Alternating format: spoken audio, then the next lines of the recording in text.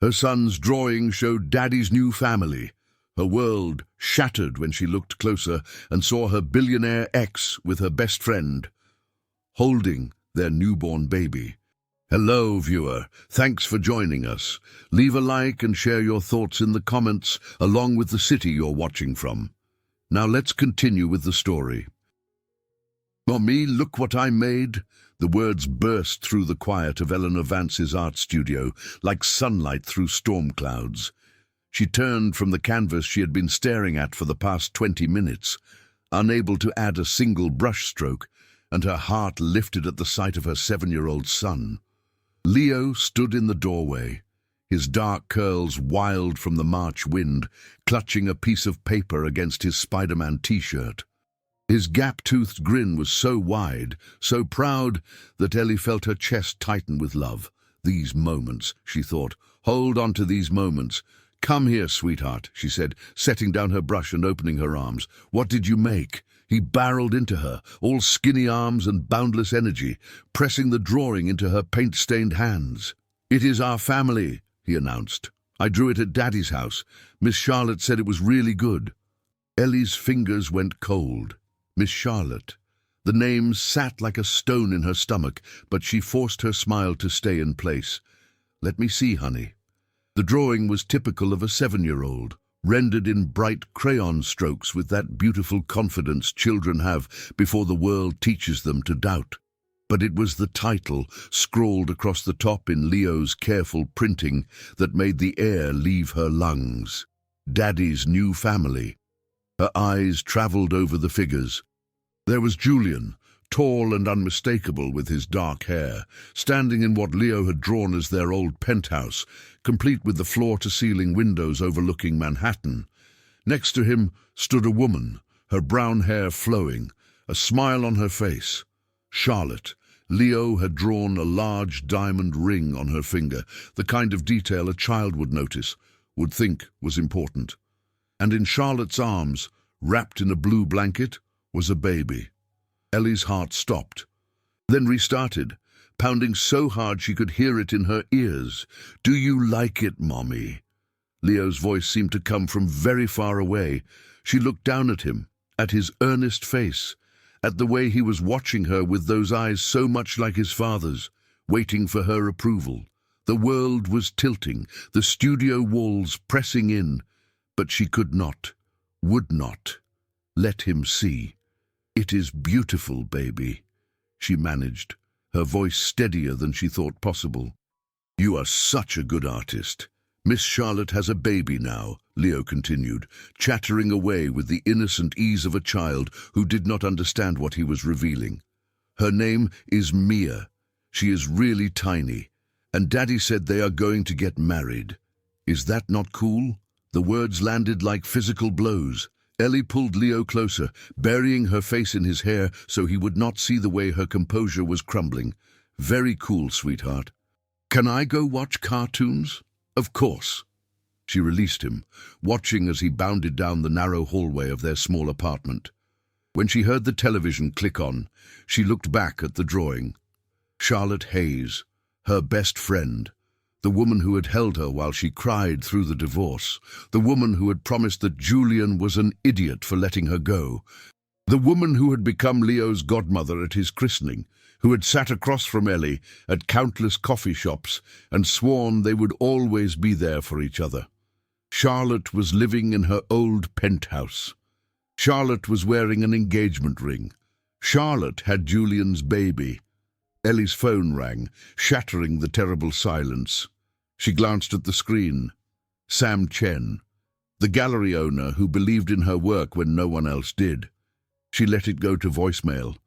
Her legs felt unsteady as she walked to the small kitchen table and sat down, still clutching the drawing. She studied every detail. The way Leo had drawn Charlotte and Julian close together, their stick-figure hands touching, the careful attention he had paid to the ring, the tiny bundle in Charlotte's arms. When had it started? How long had they been lying to her? She thought back to the divorce, finalized 2 years ago. Thought about how Charlotte had suddenly been unavailable for their regular dinners. how she had stopped returning calls as quickly, how 6 months ago she had mentioned she was seeing someone special but wanted to keep it private. Ellie's hands began to shake. The math was simple and brutal.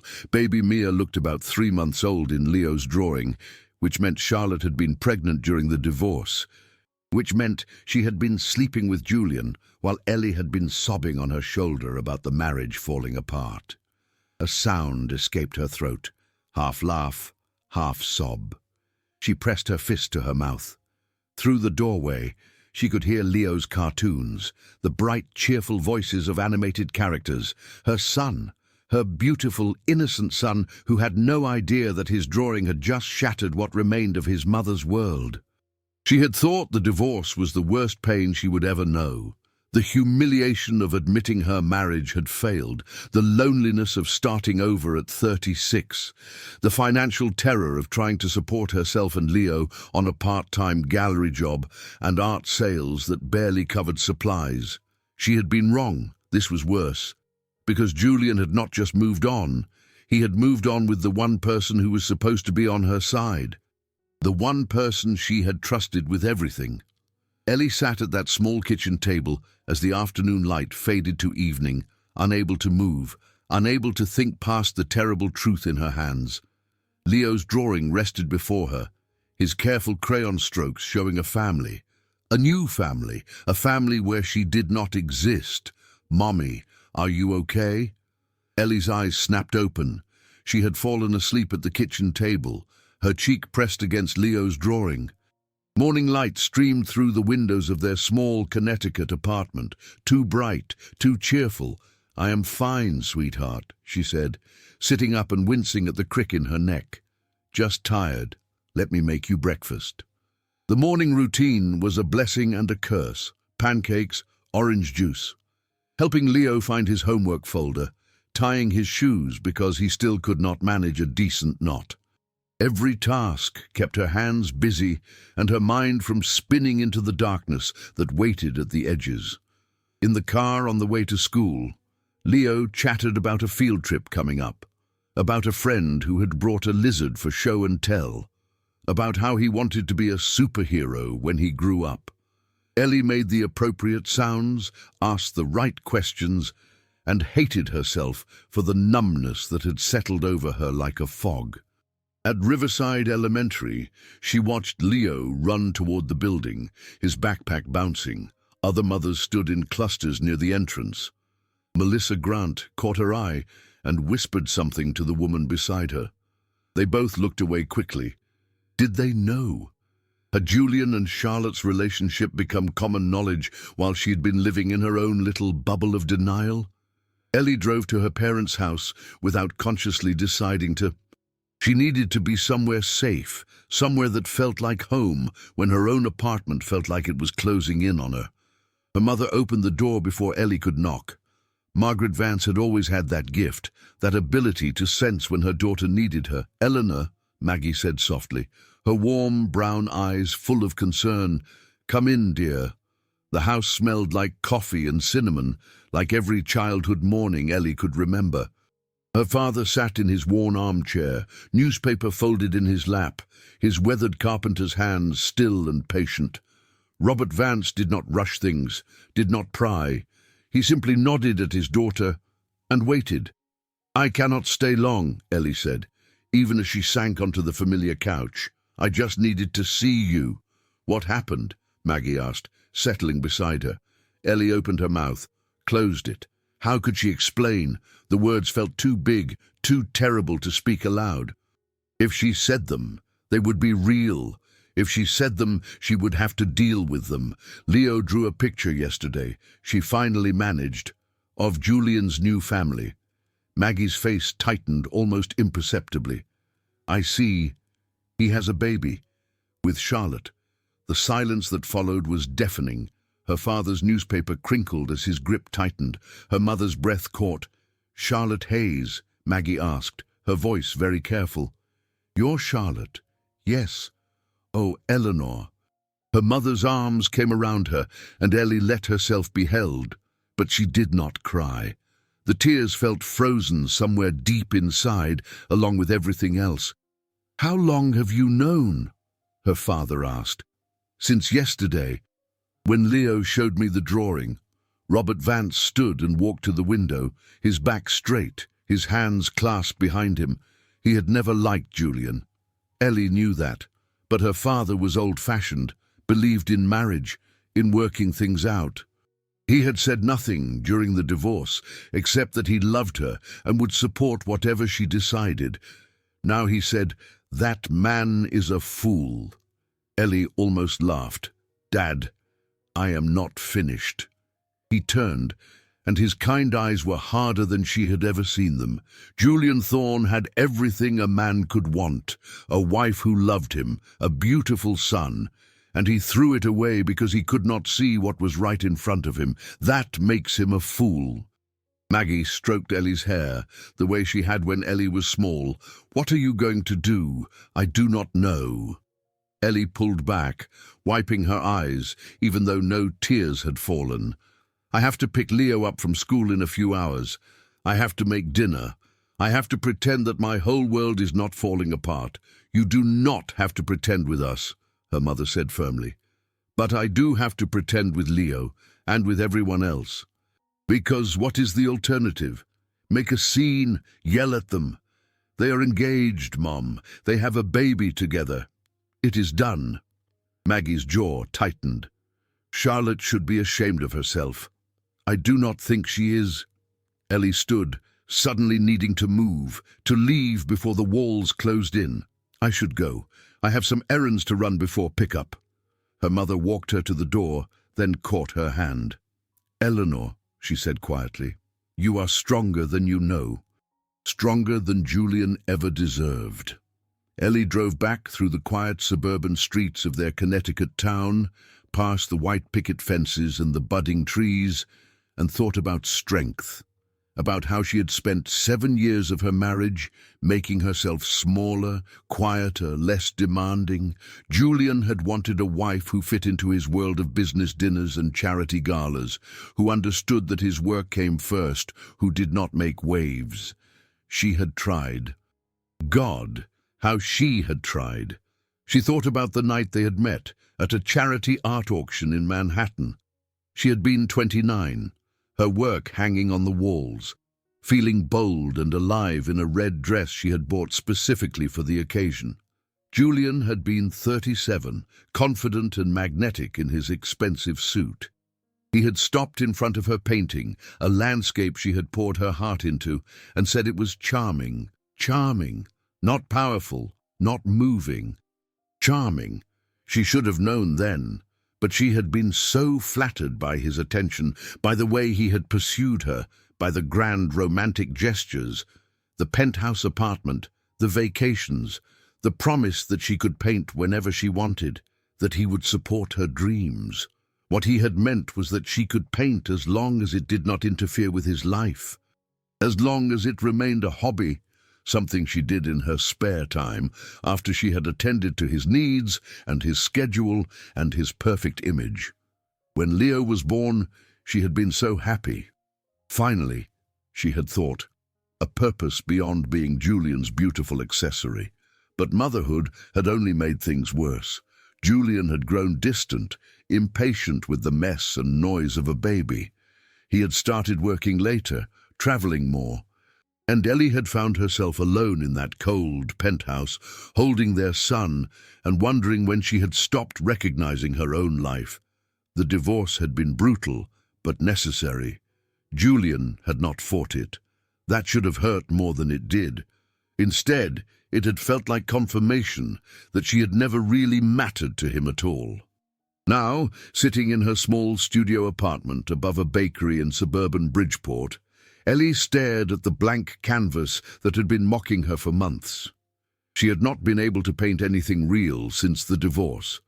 Only pretty pictures, safe pictures, the kind that sold at local craft fairs for grocery money.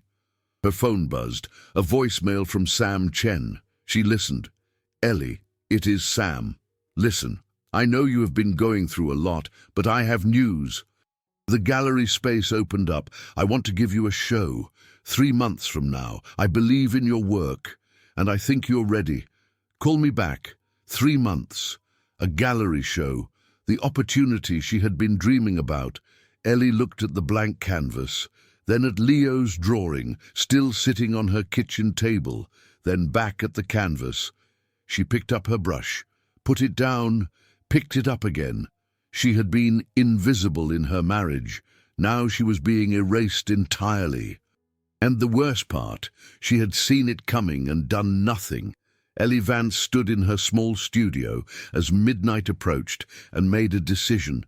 She could not change what Julian and Charlotte had done, but she could change what she did next. She just had to figure out what that was. The doorman at the Peninsula Tower had known her for 7 years. He still did not know what to call her. Miss Vance. Mrs. His face flushed. I will let Mr. Thorne know you are here. Ellie stood in the marble lobby that had once been so familiar and now felt like foreign territory.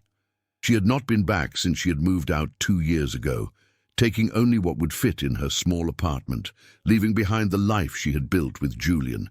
Now someone else lived that life, wore Julian's shirts, slept in their bed, raised a baby in the home where Leo had taken his first steps. The elevator ride to the penthouse felt both endless and too short. Ellie stared at her reflection in the mirrored walls. She had dressed carefully this morning, choosing a simple black sweater and jeans, pulling her honey blonde hair back into a neat bun. She wanted to look put together, strong, like she was not falling apart. The elevator doors opened directly into the penthouse. Charlotte stood there, waiting. "Ellie," she said. Her voice was gentle, sympathetic, infuriating. "I'm so glad you came.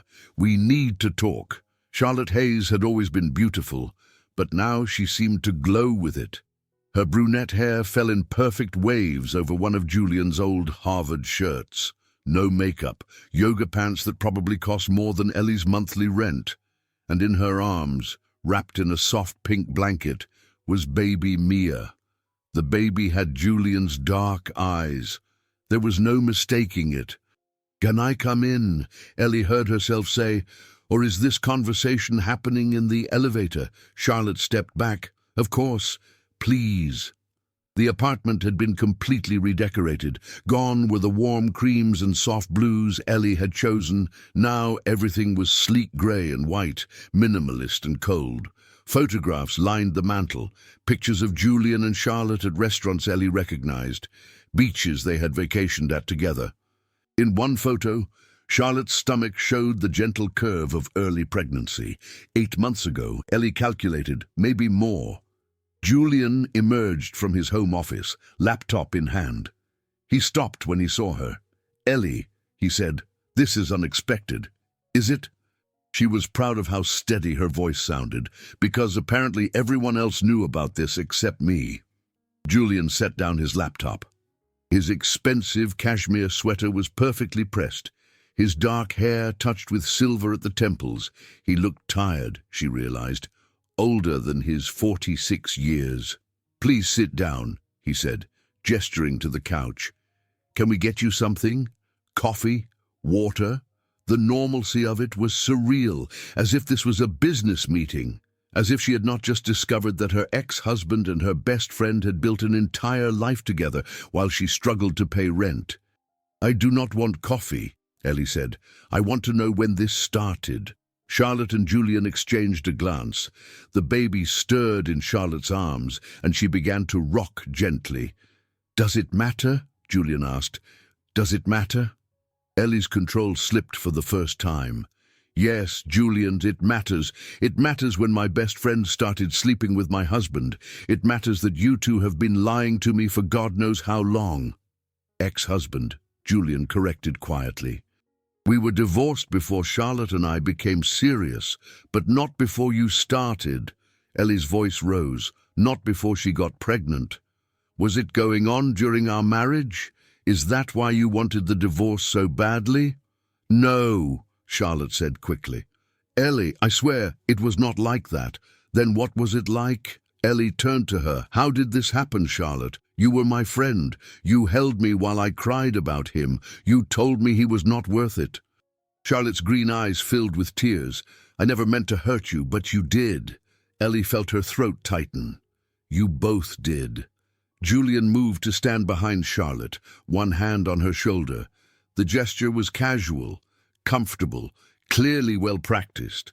Ellie felt like she was watching a play, one where she had somehow missed the entire first act. "Charlotte and I connected," Julian said, his tone measured and calm, the same voice he used in boardrooms. "After the divorce, we realized we had a lot in common. We understand each other in ways we did not." Ellie finished. "That is what you are going to say, is it not?" "I am not trying to be cruel, Ellie. I am trying to explain." "Explain what? That you replaced me, that you found someone better suited to your world of cocktail parties and business deals?" "Charlotte understands my world," Julian said. "She always did. It is not personal, not personal." Ellie stared at him. "You started a relationship with my best friend, had a baby with her, and you are telling me it is not personal." Julian's expression did not change. He had always been good at that, at keeping his emotions locked away. It was one of the things that had made their marriage so lonely. "We are trying to be mature about this," he said. "For Leo's sake. He loves Charlotte. He adores Mia. We are going to be a family, and I would hope that you could be supportive of that." Supportive. The word was so absurd that Ellie almost laughed. "You want me to be supportive of you marrying my best friend and raising your baby in the home we built together while I live above a bakery, trying to figure out how to afford Leo's field trip. We have been more than generous with child support," Julian said. And now there was an edge to his voice. "You chose to leave the penthouse. You chose to pursue art instead of a stable career. I chose to leave because you made me feel like nothing." The words burst out before Ellie could stop them. "Every day, Julian, you made me feel like my dreams did not matter, like I did not matter, unless I was being the perfect wife for your perfect life. That is not fair," Charlotte said quietly. "Julian has always supported you." Ellie turned to her slowly. "You do not get to speak. You do not get to defend him. You betrayed me, Charlotte. Whatever he did, whatever our marriage was, you were supposed to be my friend." "I still want to be your friend," Charlotte said, and there was genuine emotion in her voice now. "Ellie, please, I know this is hard, but in time what? We will all be one big happy family." Ellie shook her head. "I came here because I needed to see this for myself. I needed to hear you say it, and now I have." She turned toward the elevator, and Julian called after her. "Ellie, wait, we need to talk about how to handle this with Leo. He's asking questions." She turned back. The three of them stood there, Julian and Charlotte with their baby, framed by the floor-to-ceiling windows overlooking Manhattan. They looked like a magazine spread, the perfect family. "You handle it however you want," Ellie said. "You always do." "This is not helping anyone," Julian said. "You are being emotional." "Emotional?" Ellie felt something inside her crack. "Yes, Julian, I am being emotional because my entire life was a lie. Because the two people I trusted most in the world have been lying to me for months. So forgive me if I cannot be rational and calm and mature about discovering that I have been completely erased from your lives." "You are Leo's mother," Charlotte said. "You will never be erased." But Ellie was not listening anymore. She was looking at the photographs on the mantel, at the redecorated apartment, at Charlotte holding the baby in Julian's arms. She was looking at proof that she had been right all along. She had never really mattered at all. The elevator doors opened. Ellie stepped inside and pressed the button for the lobby. As the doors began to close, she heard Charlotte call her name, but she did not turn around. In the elevator, alone, Ellie watched her reflection in the mirrored walls. She was shaking, her face was pale, her eyes too bright. She looked like she was about to shatter, but she did not. She held herself together through the elevator ride, through the lobby, through the walk to her car. She held herself together because that was what she did. That was what she had always done.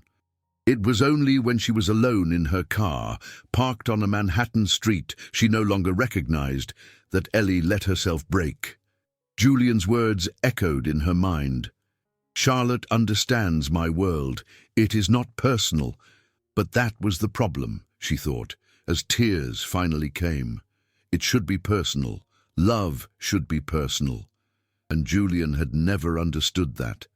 She sat in that car as the afternoon turned to evening, and she thought about everything she had lost.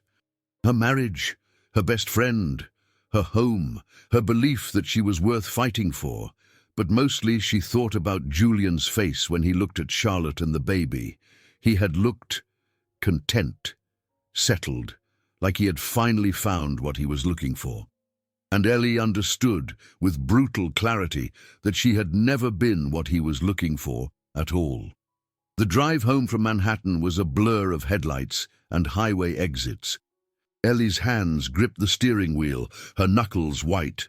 She drove on autopilot, her mind replaying the scene in the penthouse over and over, each replay finding new details to torture herself with. The way Charlotte had stood in the doorway, wearing Julian's shirt. The way the baby had looked peaceful in her arms. The way Julian had touched Charlotte's shoulder, casual and comfortable. The photographs on the mantel. The engagement ring, exactly as Leo had drawn it. By the time Ellie pulled up to her apartment building, it was after 8 o'clock. She had called the teenage babysitter from the road, promised to pay extra for the late pickup. Mrs. Kowalski from 2B had offered to give her dinner. The lights were still on in her apartment. Through the window, Ellie could see Leo sitting on the couch, his small figure silhouetted against the glow of the television. Safe, happy, unaware that his mother had just confronted his father and his godmother about the web of lies that had become their lives. Ellie sat in her car for a long moment, gathering herself. She checked her reflection in the rearview mirror. Her eyes were red but dry now. Her hands had stopped shaking. She could do this. She could walk up those stairs and pay the babysitter and tuck Leo into bed and pretend that everything was fine. She had been pretending for so long. What was one more night? Emma, on the babysitter, took one look at her face and asked no questions. She pocketed the cash Ellie handed her and left quickly. Mrs. Kowalski had left a note saying Leo had eaten chicken nuggets and green beans and had done his homework without complaint. "Mom!" Leo ran to her, wrapping his thin arms around her waist. "You are home. I am home, baby." She held him tight, breathing in the smell of his shampoo. "Did you have a good day?" "Yeah. We learned about the water cycle in science, and Tommy brought in his hamster. His name is Mr. Whiskers. Can we get a hamster? We will see." Ellie released him, forcing brightness into her voice. "Did you brush your teeth?" "Not yet. Go brush. Then it is bedtime. But Mom..." "No buts. School tomorrow." She listened to Leo's footsteps trudging down the hall, heard the water running in the bathroom. She sank onto the couch and let her head fall into her hands. Her phone buzzed. A text from Charlotte. "Ellie, please, we need to talk. I know you are hurting, but I want you to understand." Ellie deleted it without reading the rest. Then she blocked Charlotte's number. Another text came through, this one from Julian's assistant, Linda Chen. "Ellie, I'm so sorry. I did not know how to tell you. If there is anything I can do." Ellie stared at the message. So Linda had known. Who else? Marcus, Julian's business partner, his mother, Patricia. How long had everyone been walking around knowing the truth while Ellie had lived in ignorance? Her phone rang. "Maggie." She answered. "Did you talk to them?" her mother asked without preamble. "Yes, and it is exactly what we thought." Ellie's voice was flat, lifeless. "They are engaged. They have a baby. They are playing house in my old apartment. And I am supposed to be mature and supportive about it. Oh, Eleanor, The worst part is, Ellie continued, her voice breaking, Charlotte wants us to be friends. She actually said that, like I am going to go to brunch with her and talk about baby clothes and wedding plans. You do not have to do anything you do not want to do, Maggie said firmly. You do not owe them anything. But I owe Leo, a mother who has her life together. And right now, Mom, I do not. Silence on the line. Then Maggie said softly, Come stay with us for a few days. Let Dad and me help with Leo. Give yourself time to process this. I cannot. Ellie looked around her small apartment, at the bills stacked on the counter, at Leo's backpack by the door. If I stop moving, I will fall apart, and I cannot afford to fall apart. Eleanor, I have to go. Mom, Leo needs to be tucked in. Call me tomorrow. I will. Ellie ended the call and walked down the hall to Leo's room. He was already in bed, his covers pulled up to his chin, his stuffed elephant tucked under his arm. He looked so small in that bed, so innocent. Mom, he said as she sat on the edge of his mattress. Are you sad? Why do you ask that? Your eyes look sad.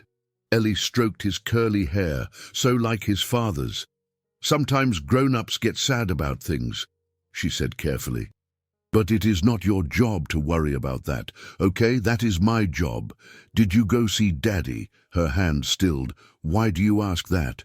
Because you have been gone a long time, and you smell like his apartment.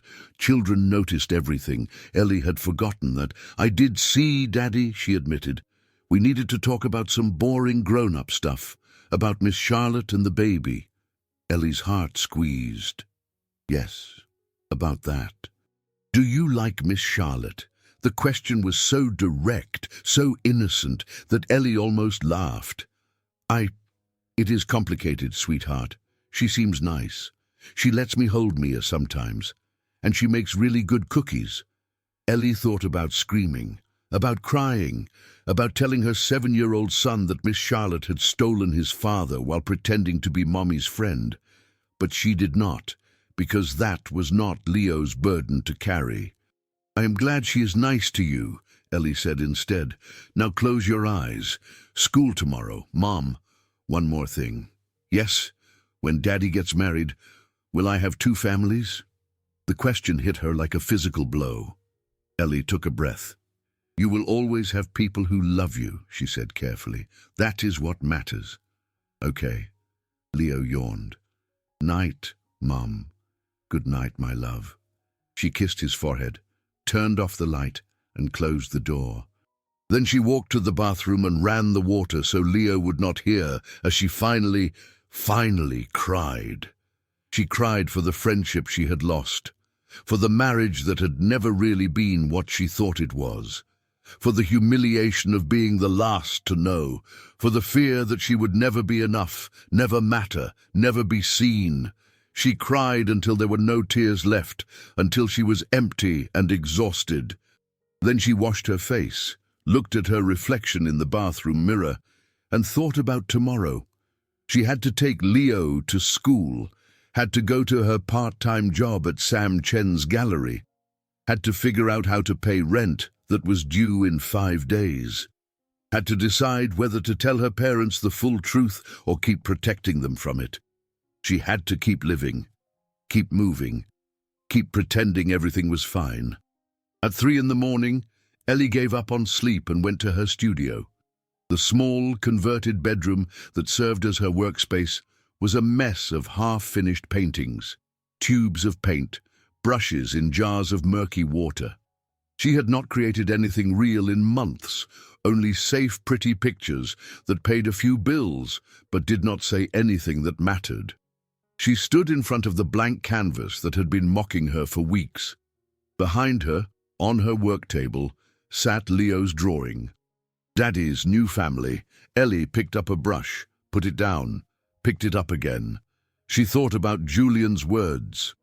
Charlotte understands my world. She thought about Charlotte in the penthouse, wearing Julian's shirt, holding his baby. She thought about her own reflection in the car, pale and shattered, and she thought about something her father had said that afternoon. You are stronger than you know. But she did not feel strong. She felt erased. Ellie set the brush down and walked to the kitchen, made coffee, watched the sun rise over the quiet suburban street, heard Leo's alarm clock go off at 6:30, started the morning routine all over again. Pancakes, orange juice, backpack, homework folder, shoes.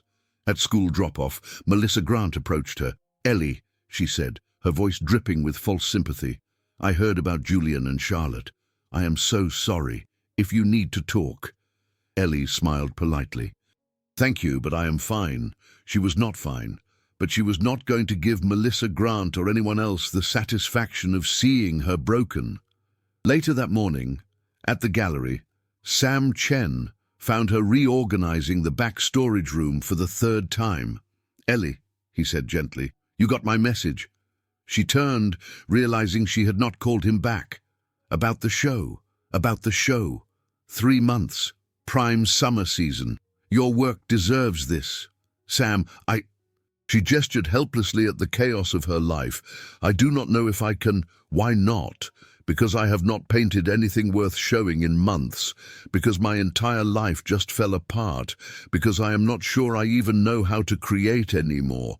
She did not say it out loud, but Sam, who had known her for 3 years, who had seen her work evolve, seemed to understand anyway.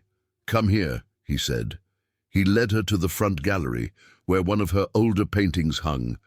It was from before her marriage, a piece she had created at 28, full of color and confidence and raw emotion. "Do you remember painting this?" he asked. Ellie stared at it. She barely recognized the woman who had created it. "You were fearless," Sam said. "You painted like you had something to say and the world needed to hear it. That woman is still in there, Ellie. I have seen glimpses of her, and she is angry. Let her out." Ellie looked at the painting for a long time. Then she looked at Sam. "What if I cannot? What if you can?" That night, after Leo was asleep, Ellie stood in her studio and thought about what Sam had said, about the woman she used to be, about fear and anger and all the things she had been too polite, too accommodating, too desperate to be loved to express. She thought about Julian's cold logic, about Charlotte's empty apologies, about being erased. She picked up her brush one more time, and this time she did not put it down. The Sunday morning light filtered through the studio windows as Ellie worked on her third cup of coffee and stared at the canvas that had defeated her for weeks. Leo was at Julian's for the weekend, which meant she had 2 full days alone. 2 days to either break or rebuild. She was trying very hard to choose rebuild. Her mother's words from their phone call the night before kept echoing in her mind. "You do not have to see them, Eleanor. You do not have to make this easy for them." But what choice did she have? Julian was Leo's father. Charlotte was someone Leo would have in his life now, whether Ellie liked it or not. She could rage and scream and make scenes, but at the end of the day, the facts remained unchanged. They were getting married. They had a baby. And Leo loved them both. The doorbell rang, startling her out of her thoughts. She was not expecting anyone. Through the peephole, she saw an older woman with silver-white hair and a cardigan, holding what looked like a casserole dish. Dorothy Miller from the art supply shop down the street. Ellie had bought supplies from her for years, but they had never been more than cordial. Ellie opened the door. "Hello, Mrs. Miller. Call me Dot, dear. Everyone does." The woman smiled warmly. "I heard about your gallery show from Sam Chen. I wanted to bring you something to celebrate. And also, well, I heard some other things. And I thought you might appreciate not having to cook today." She held out the casserole dish. It smelled like lasagna, rich and comforting. "That is very kind of you," Ellie said, accepting it. "You did not have to." "I know I did not have to." Dot's blue eyes were sharp but kind. "I wanted to." "May I come in for a moment?" "Of course." Ellie led her into the small living room. Dot looked around at the modest space, at the toys still scattered by the couch, at the art supplies that had migrated from the studio into every corner. It is a good space, Dot said. Lived in, honest. Not like those cold penthouses rich people buy to prove they have money. Ellie almost smiled. You are not subtle. I am 71 years old, dear. I do not have time for subtle. Dot settled onto the couch, and despite the unexpected visit, Ellie found herself sitting beside her. I also do not believe in gossip, but I do believe in community. And our little community here has noticed that you are struggling. I am fine. You are not fine, and that is okay. Dot's voice was gentle but firm. My husband left me 40 years ago for his secretary. I raised 3 children alone on a teacher's salary. So when I say I understand, I am not just being polite. Ellie felt her throat tighten. I am sorry, I did not know. Why would you? It was a long time ago. But I remember what it felt like. The shame, the anger, the fear that I was not enough. And you know what I learned, that pain like that, it can either destroy you or transform you, but you have to choose which one. And it sounds like you already started choosing. The gallery show. Dot nodded. Sam tells me you have not painted anything real in months, but he believes you will. He told me he saw something in your eyes yesterday. Something dangerous. I told him dangerous is good. Dangerous art is honest art. Ellie looked at this woman, this stranger who was offering kindness without asking for anything in return. Why are you telling me this? Because 30 years ago, someone did the same for me. And now I run a successful art supply shop. My children speak to me, and my ex-husband is on his 3rd wife and miserable. Dot stood, smoothing her cardigan. Paint, Eleanor. Paint like you are furious. Paint like you have nothing left to lose. Because that is when you will create something that matters. After Dot left, Ellie sat in her quiet apartment with the lasagna warming in the oven and thought about transformation, about dangerous art, about the woman in the red dress who had hung her work in a Manhattan gallery and felt fearless. That woman had slowly disappeared during her marriage to Julian, quieted herself, shrunk herself, made herself smaller and smaller until she almost vanished entirely. But she was not gone. Sam was right. Dot was right. She was still there, buried under years of trying to be good enough for a man who would never see her. Ellie walked to her studio and looked at the canvas one more time. What would fearless Ellie paint? What would the woman who had nothing left to lose create? She thought about Leo's drawing, about the penthouse, about Charlotte's green eyes full of pity, about Julian's cold voice saying, "Charlotte understands my world." She thought about all the things she wanted to scream but was too polite to say, all the rage she had swallowed, all the hurt she had tried to be mature about. And she picked up her brush. This time, when she touched paint to canvas, it was not careful or calculated. It was not pretty or safe or designed to sell at a craft fair. It was raw. It was honest. It was the visual representation of a heartbreaking and a woman deciding not to let it destroy her. She painted through the afternoon, through dinner, through the evening. She painted until her hands cramped and her eyes burned, and she had to step back because she could not see clearly anymore. When she finally looked at what she had created, she almost did not recognize it. It was not beautiful. It was painful. It was a woman dissolving into shadows while figures in the background built a life without her. It was abandonment and betrayal and the terrible realization that you had been slowly erased.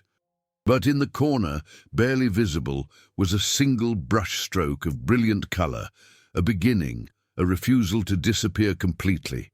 Ellie stared at it for a long time. Then she called Sam Chen. He answered on the second ring. "Ellie? It is almost 11 o'clock. I started painting." Silence. Then the real kind, the real kind. She could hear the smile in his voice. "That is the best news I have heard all week. When can I see it? It is not done. It is barely started." "But Sam, I do not know if I can show this. It is too raw, too personal. That is exactly why you should show it." Sam's voice was firm. The world does not need another pretty picture, Ellie. It needs the truth. And sometimes the truth is ugly and painful and makes people uncomfortable. That is when it matters most. After they hung up, Ellie made herself eat some of Dot's lasagna. She checked her phone and saw a text from her mother asking if she was okay. She replied that she was painting and would call tomorrow.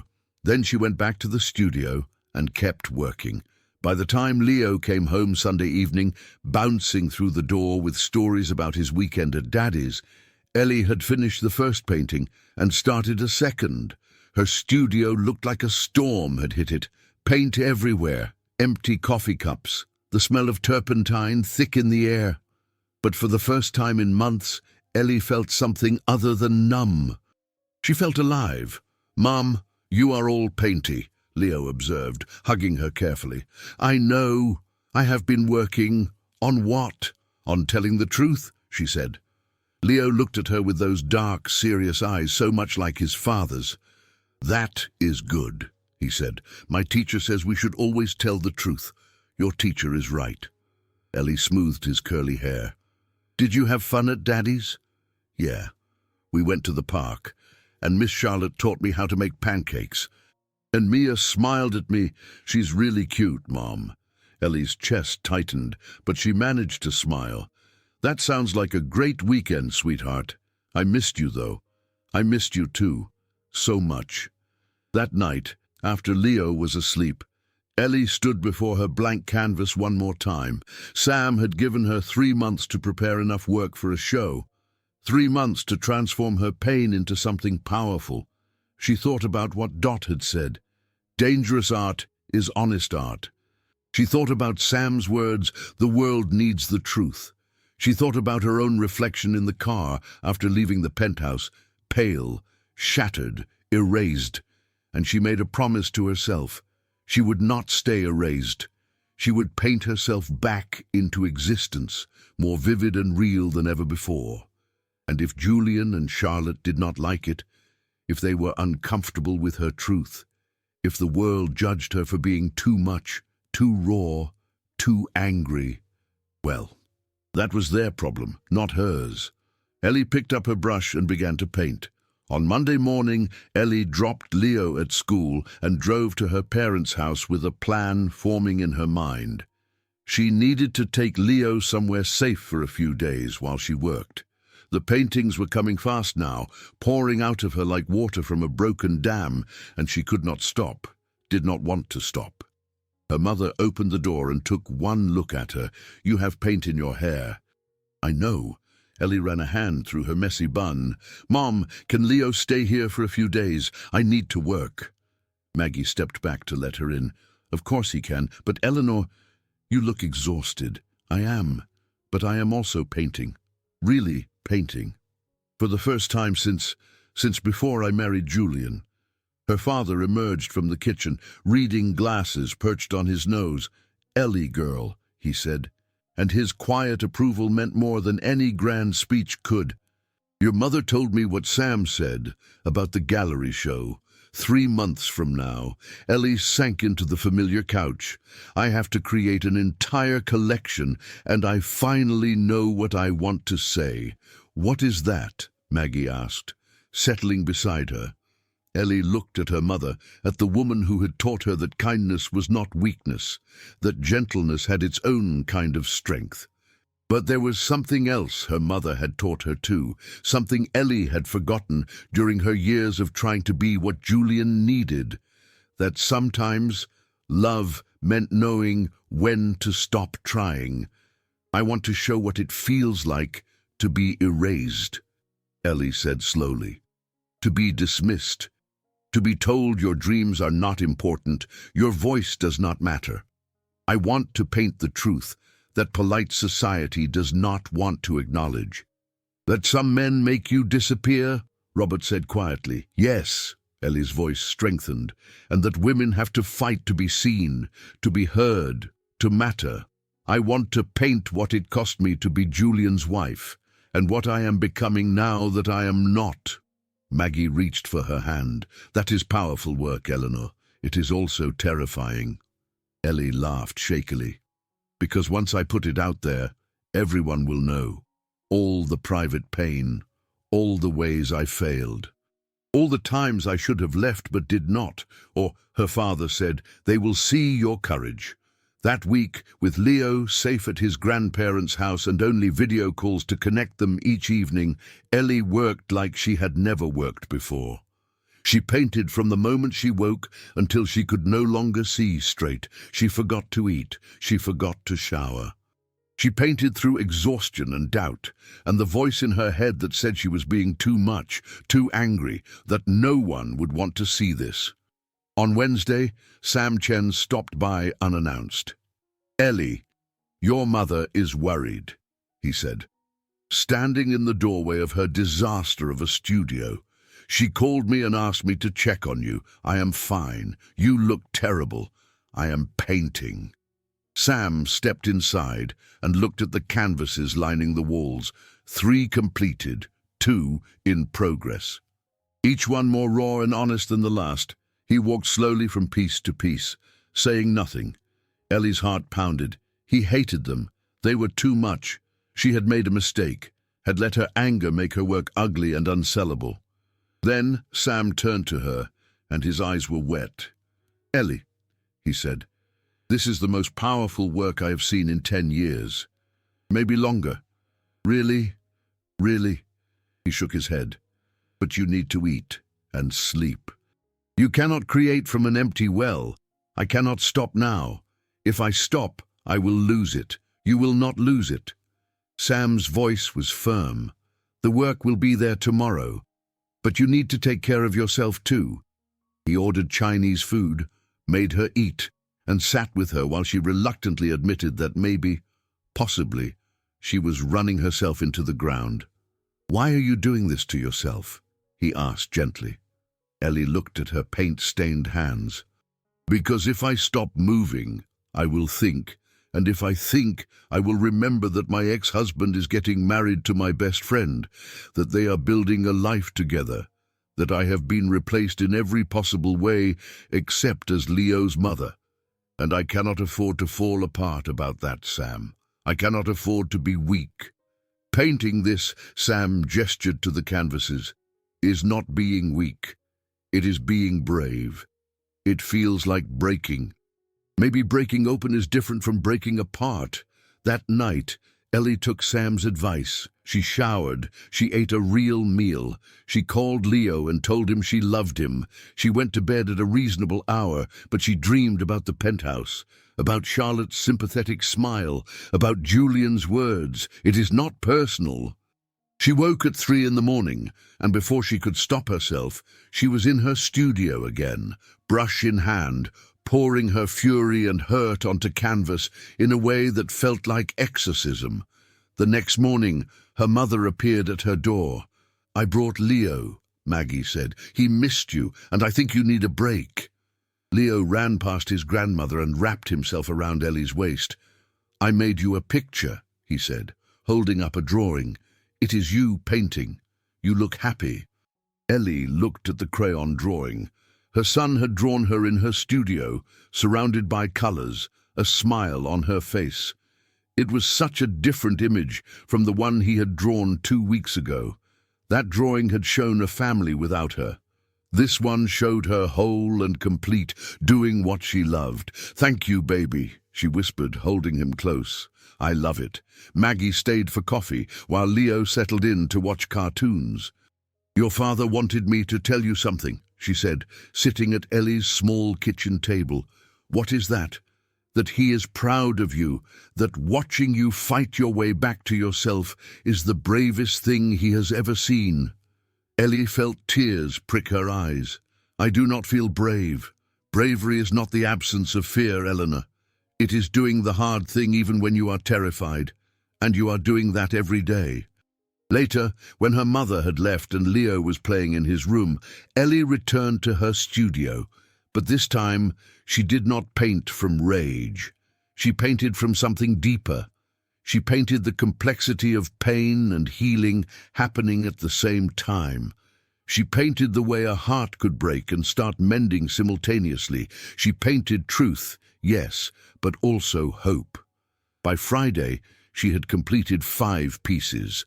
Each one showed a different facet of her journey: erasure, rage, grief, defiance, and finally, tentatively, emergence. Sam came by again to see the progress. He stood before the newest painting for a long time. "This is the one," he said quietly.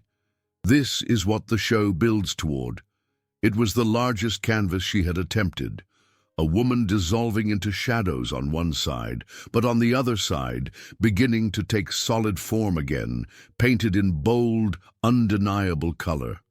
Between the two states, suspended in the transformation, was a face. Her face, caught in the act of refusing to disappear.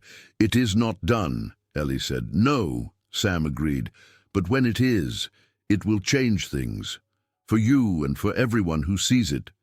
What if people do not understand? They do not need to understand. They just need to feel it." He turned to her. "Ellie, I need to ask you something. Are you ready for Julian to see this?" The question stopped her cold. She had not thought about that. About Julian, standing in front of these paintings, seeing exactly what his coldness had cost. About Charlotte seeing herself reflected in the work. "I do not know," she admitted, "because he will see it. If we hang this in my gallery, he will come, and he will know what you are saying." Ellie looked at the canvases, thought about Julian's voice saying, "Charlotte understands my world," thought about being told her pain was not personal. "Then maybe he needs to see it," she said. "Maybe they both do." Sam smiled. "That is the dangerous art I was talking about." That weekend, Ellie took a break from painting and spent time with Leo. They went to the park, made cookies, built a fort in the living room. Normal things, grounding things, reminders that her entire identity was not wrapped up in her pain or her art. She was also a mother, a daughter, a person who laughed at her son's jokes and burned the cookies slightly and found joy in small moments. On Sunday evening, as she tucked Leo into bed, he said, "Mom, you seem different." "Different how?" "Happier, like you are not so sad anymore." Ellie smoothed his dark curls. "I am still sad sometimes," she admitted, "but I am also other things. Happy, tired, proud of my work, grateful for you. People can be lots of things at once." "That is good," Leo said. "I think being only one thing would be boring." "Your teacher is right about you being smart," Ellie said, kissing his forehead. "Now sleep." As she left his room, Ellie realized her son was right. She was different. The work was changing her, not erasing the pain, but transforming it into something she could carry, something that did not define her, but was part of her story. In her studio that night, she began the final painting for her collection. This one was not about Julian or Charlotte or betrayal. It was about a woman teaching herself to be visible again. A woman learning to take up space without apology. A woman painting herself back into existence, more vibrant than before. Ellie worked until dawn, and when she finally stepped back, she knew with absolute certainty that she had created something true, something dangerous, something necessary. Sam had said the gallery show was in 3 months. She had 9 more weeks to prepare. 9 more weeks to become the woman who could stand before the world and say, "This is what happened to me, this is how it felt, and this is how I survived." 9 more weeks to transform from erased to undeniable. She was ready. The weeks that followed settled into a rhythm that felt both foreign and necessary. Ellie woke before dawn, made coffee in the quiet darkness, and painted until Leo's alarm went off at 6:30. Then came the morning routine she had perfected over 2 years of single motherhood. Breakfast, backpack, shoes, the drive to Riverside Elementary, a kiss on Leo's curly head. Then back to the studio, where she worked until 3 o'clock, when she had to leave to pick him up again. It was exhausting, it was exhilarating. It was the first time in years that Ellie felt like she was building something that belonged entirely to herself. The first painting she completed was nothing like the safe, pretty landscapes she had been selling at craft fairs. This one showed a woman's silhouette fracturing into shadow, pieces of her floating away like ash. It was ugly. It was honest. When she stepped back and looked at it, really looked at it, she had to sit down because her legs felt weak. Dot Miller appeared at her door that afternoon with a bag of art supplies and a container of homemade soup. The older woman took one look at the painting and nodded slowly. "That is the truth, is it not?" Dot said. "Not comfortable, not pretty, but true." "I do not know if it is good," Ellie admitted. "Good does not matter right now." Dot set the supplies on the cluttered work table. "Right now, you need to get it out. Make the art good later. Make it honest first." After Dot left, Ellie stood before the painting and thought about honesty. About all the years she had spent being careful, being agreeable, being what Julian needed her to be. About how that careful version of herself had still not been enough. She picked up her brush and started a second canvas. Leo noticed the change in her. At dinner that night, he pushed his chicken nuggets around his plate and watched her with those serious dark eyes. "Mom, you seem different." "Different how, honey?" "I do not know. Like you are here more." He frowned, trying to find the words. "Before, you were always thinking about other stuff. Now you are just here." Ellie's throat tightened. "I am becoming okay," she said. "Does that make sense?" "I think so." He brightened. "Teacher says when caterpillars turn into butterflies, they have to stay in the cocoon for a while. Maybe you were in a cocoon. Maybe I was." She reached across the table and squeezed his hand. "You are very smart. You know that? Teacher says that too." They laughed together, and Ellie thought about transformation, about cocoons, about how sometimes you had to break apart before you could become something new. Sam Chen came by the following week. He stood in front of the 3 completed canvases for a long time, saying nothing. Ellie found herself holding her breath, waiting for his verdict. Then she caught herself and forced her shoulders to relax. It did not matter what Sam thought. It did not matter what anyone thought. This work was for her. But when Sam finally turned to her, there were tears in his eyes. "Ellie," he said quietly, "this is what I knew you could do. This is who you really are." She let out a breath she had not realized she was holding. "You really think so?" "I know so." He wiped his eyes, laughed at himself. "Sorry. It is just... These are extraordinary, raw and powerful, and completely honest. The gallery show is going to be remarkable. If I can finish enough pieces in time, you will..." Sam's confidence was absolute, because you are not making art to please anyone anymore. You are making it because you have to. That afternoon, as Ellie was cleaning her brushes, someone knocked on her door. She opened it to find a tall African-American man in business casual clothes, holding a briefcase and looking deeply uncomfortable. "Eleanor Vance?" he asked. "I am Marcus Bennett, Julian's business partner." Ellie's hand tightened on the doorframe. "I know who you are. May I come in? I promise I am not here to cause trouble. I need to talk to you, to apologize." She should have said no, should have closed the door, but something in his expression, the genuine regret there, made her step aside. Marcus entered the small apartment, looking around at the art supplies scattered everywhere, the paintings in various stages of completion. His eyes lingered on the finished pieces. "These are powerful," he said softly. Then he turned to her. "Eleanor, I need you to know that I am sorry. I knew about Julian and Charlotte for months before you found out. I told him he needed to tell you. I told him he was making a terrible mistake, but I did not tell you myself, and that was cowardly. Why did you not?" The question came out harder than she intended. "Because Julian is my partner. Because I convinced myself it was not my place. Because I am a coward." Marcus met her eyes. "There is no good excuse. I should have told you, and I am sorry." Ellie studied him. The guilt was real. The apology was genuine, and she realized something surprising. She was not as angry as she thought she would be. "Thank you for saying that," she said finally. "But Marcus, I need you to understand something. Everyone knowing except me does not make me feel better. It makes me feel stupid. It makes me wonder who else was pitying me while I walked around in ignorance. You are not stupid." Marcus's voice was firm. "Julian is a fool. And Charlotte—" He shook his head. "I do not understand how she could do that to someone she called a friend.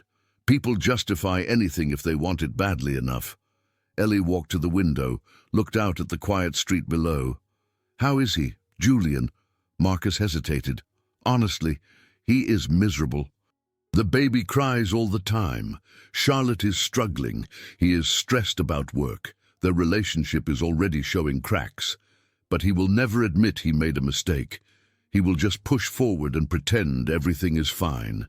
That sounds like Julian. He knows about your gallery show." Ellie turned. "How?" "Your son mentioned it. Julian asked what you've been working on." Marcus's expression was apologetic again. "I thought you should know he might come. Let him come."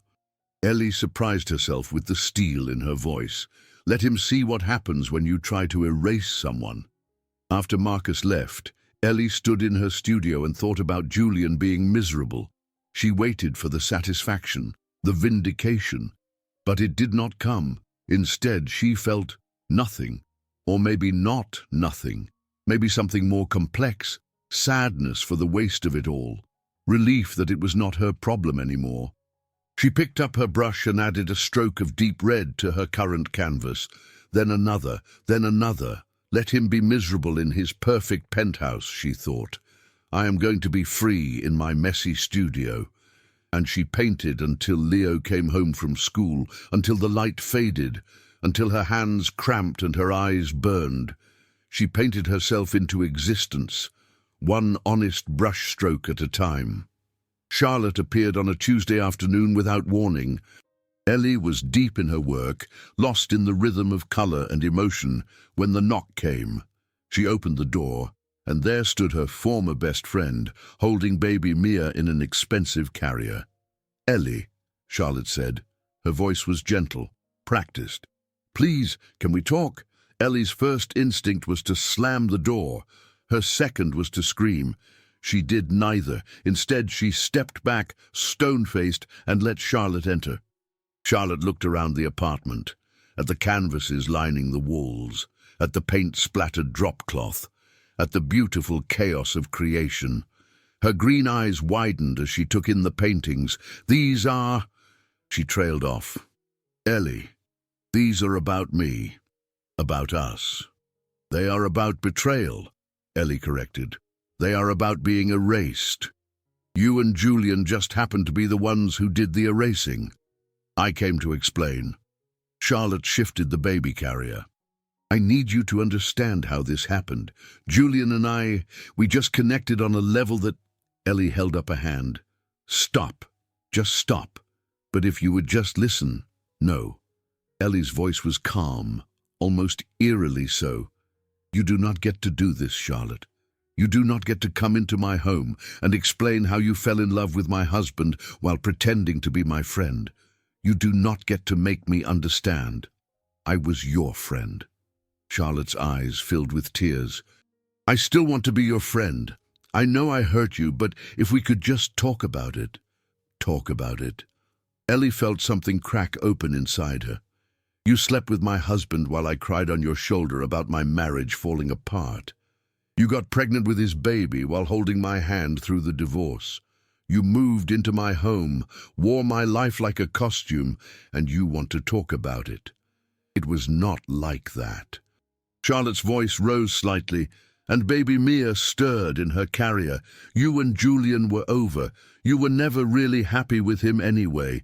You wanted him to be someone he was not." Ellie stared at her. "You are rewriting history. Making yourself the heroine, making me the villain who did not appreciate him. I am not." Charlotte stopped, maybe hearing herself finally, maybe seeing the truth in Ellie's face. I just wanted you to understand. I do understand. Ellie walked to the door and opened it. I understand that you made a choice, that you chose your own desires over our friendship, that you looked at my pain and decided it was worth it. I understand perfectly.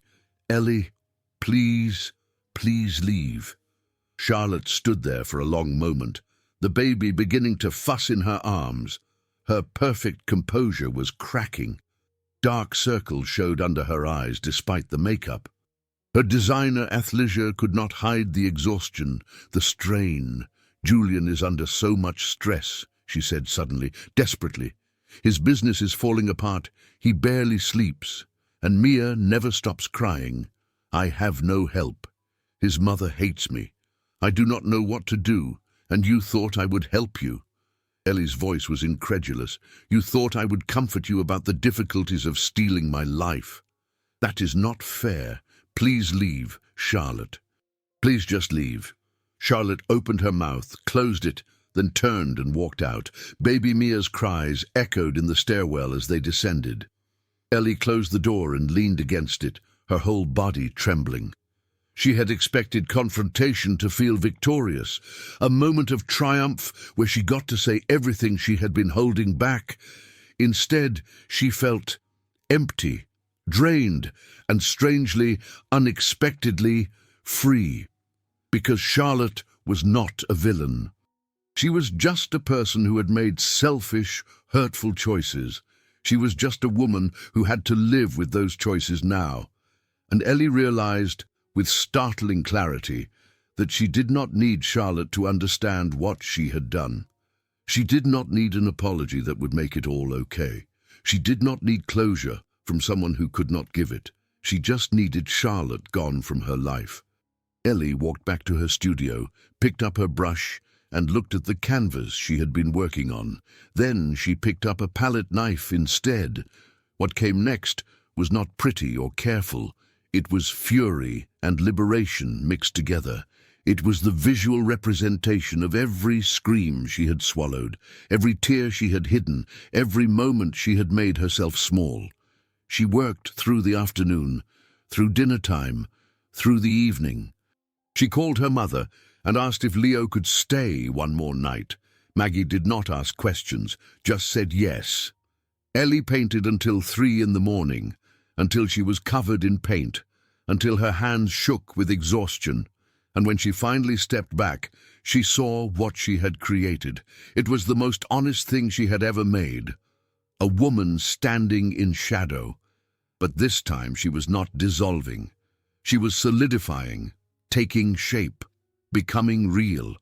And in her hands she held light.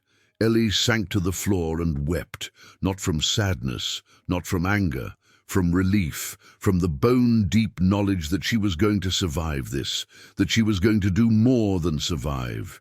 She was going to become herself again, fiercer and truer than ever before. When Sam arrived the next morning with coffee and concern, he found her asleep on the floor, still covered in paint, surrounded by her work. He looked at the new canvas for a long time. Then he sat down beside her and waited for her to wake. When she finally stirred, blinking in the morning light, he said quietly, "This is the one, Ellie. This is what the show builds toward." She sat up, looked at what she had created in her fury and freedom, and nodded. "Are you ready for the world to see this?" Sam asked. "Because once you put this out there, everyone will know. All of it.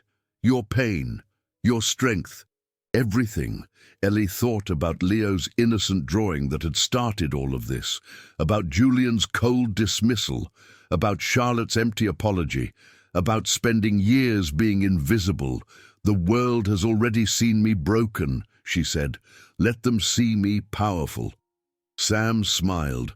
"Then we have work to do. You have 6 weeks to finish this collection. 6 weeks. Ellie looked around at the canvases in various stages of completion, at the paints and brushes and the beautiful mess of creation, at the life she was building from ruins. "I can do it," she said. And she did. With 5 weeks until the gallery opening, Ellie found herself living in 2 worlds simultaneously. In one world, she was Leo's mom, making lunches and checking homework and attending parent-teacher conferences. In the other, she was an artist preparing to expose her soul to the public, to show the world what it looked like when you refused to stay erased. Balancing both was harder than she expected. "Mom, are you painting because you are sad?" Leo asked one evening as she tucked him into bed. His dark eyes were worried, too perceptive for a 7-year-old. Ellie sat on the edge of his bed and considered her answer carefully. She had spent so much of his life trying to protect him from adult pain, but maybe protection was not what he needed. Maybe he needed truth. "I am painting because I was sad, honey," she said slowly. "But making the paintings is helping me feel strong again. Even when we are sad, we can create beautiful things. Does that make sense?" "I think so." Leo was quiet for a moment. "Like how you created me?" The question hit her like a physical blow. Tears sprang to her eyes. "Yes, sweetheart, exactly like I created you. Is it about Dad and Miss Charlotte?" Ellie's breath caught. Leo knew more than she had realized. Children always did. "Partly," she admitted, "it is about a lot of things. About feeling like people did not see me. About learning to see myself. I see you, Mom. I know you do, baby. And that means everything." After Leo fell asleep, Ellie returned to her studio and thought about what she was modeling for her son. She was showing him that pain did not have to destroy you, that you could transform it into something meaningful, that honesty mattered more than pretending everything was fine. But she was also showing him that his mother was human, flawed, struggling, doing her best. The next morning, she got a call from Linda Chen, Julian's assistant. "Ellie, I wanted to warn you," Linda said without preamble. "Julian knows about the gallery show. Leo mentioned it during his weekend visit, and Patricia Thorne called Sam's gallery trying to buy the space to cancel your show." Ellie's hand tightened on her phone. "She what?" "Sam refused. Obviously. But I thought you should know what you are dealing with. Patricia is furious that you are airing dirty laundry publicly. And Julian—" Linda hesitated. "He is asking questions, trying to find out what you are painting." "Let him wonder," Ellie said. "And tell Patricia that no amount of money will silence me. Good for you." Linda's voice warmed with approval. "For what it is worth, I think you are incredibly brave." "Thank you, Ellie," Linda added. "Julian is using Leo to get information. He has been asking him what you are working on, what you have been saying about him. You might want to address that." After they hung up, Ellie sat with this new betrayal. It should not have surprised her. Julian had always seen people as tools to be used, even his own son. But knowing it and experiencing it were different things. That evening, when she picked Leo up from school, she took him for ice cream instead of going straight home. "Sweetheart," she said carefully as they sat at a small table with their cones. "Has Dad been asking you questions about me?" Leo's eyes went to his ice cream. "Sometimes." "What kind of questions?" "About what you are painting. And if you talk about him, and if you are dating anyone." His voice got smaller. "Did I do something wrong?" "No, baby, you did nothing wrong." Ellie reached across and tilted his chin up gently. "Listen to me. You should not have to carry messages between me and your dad. If he wants to know something about me, he can ask me directly. You are not responsible for that. Okay?" "Okay." Relief flooded Leo's face. "I did not like it. It felt weird." "That is because it was not fair of him to put you in that position. You can tell him I said it is not okay. I will." Leo took a big bite of ice cream, already moving on the way children could. Then, with his mouth still full, "Can I come to your art party? You want to come to the opening? Yeah, I want to see your paintings." Ellie considered this. The work was raw, painful, but it was also honest. And maybe Leo deserved to see that honesty. To understand that his mother was a whole person, not just someone who made his meals and checked his homework. "Okay," she said, "you can come for a little while at the beginning, before it gets too crowded." "Cool." Leo grinned. "Will Dad be there?" "I do not know," Ellie said. "Maybe. If he is, will you fight?" "No, sweetheart. There will be no fighting, I promise." "Good, because fighting makes my stomach hurt." "Mine too, baby. Mine too." The week before the opening became a blur of activity. Sam's gallery was transformed into a space for Ellie's work. White walls, soft lighting, her canvases hung in careful sequence, telling the story of a woman's dissolution and reformation. Dot brought food, insisted Ellie eat. Father Michael Torres stopped by, not to preach but simply to offer a quiet, steady presence. Other artists from the community appeared with offers to help hang pieces, to run errands, to watch Leo so Ellie could focus. She had spent years feeling invisible and alone. Now, surrounded by this network of care, she understood that she had never truly been alone. She had just been looking for support in the wrong places. Maggie came by on Wednesday with worry etched into her face. "Eleanor, are you sure about this, putting everything out there for the world to see?" "I'm not sure about anything, Mom." Ellie was touching up the corner of her centerpiece painting. "But I know I have to do it anyway. People will talk. Let them. Julian will be hurt. Julian hurt me first." Ellie set down her brush and turned to face her mother. "Mom, I am not doing this to hurt him. I am doing this because I refuse to disappear quietly. Because maybe some other woman will see my work and realize she does not have to disappear either." Maggie's eyes filled with tears. "When did you become so strong? When I had no other choice." The local newspaper sent a reporter who asked questions about her inspiration, her technique, her story. Ellie answered honestly but carefully. This was not about revenge. This was about reclaiming her narrative. On Thursday, Marcus called with a warning. "Julian is planning to attend the opening, and he is bringing Charlotte." Ellie's stomach dropped. "Why would he do that?" "I think he wants to show he is not intimidated. That your art does not bother him." Marcus sounded disgusted. "It is a power play."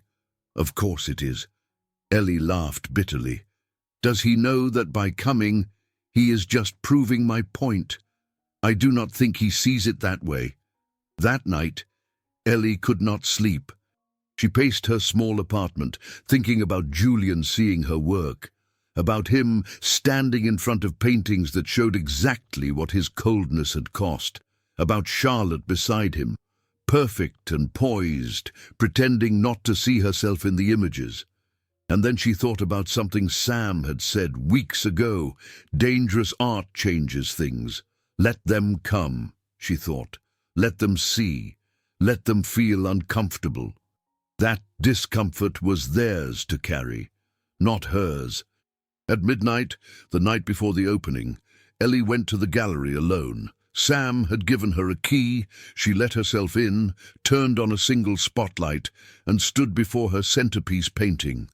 It showed a woman in the act of becoming, half in shadow, half in light, suspended in the terrible, beautiful moment of transformation. The woman's face was her own, unmistakable, unflinching. Sam's words echoed in the empty space.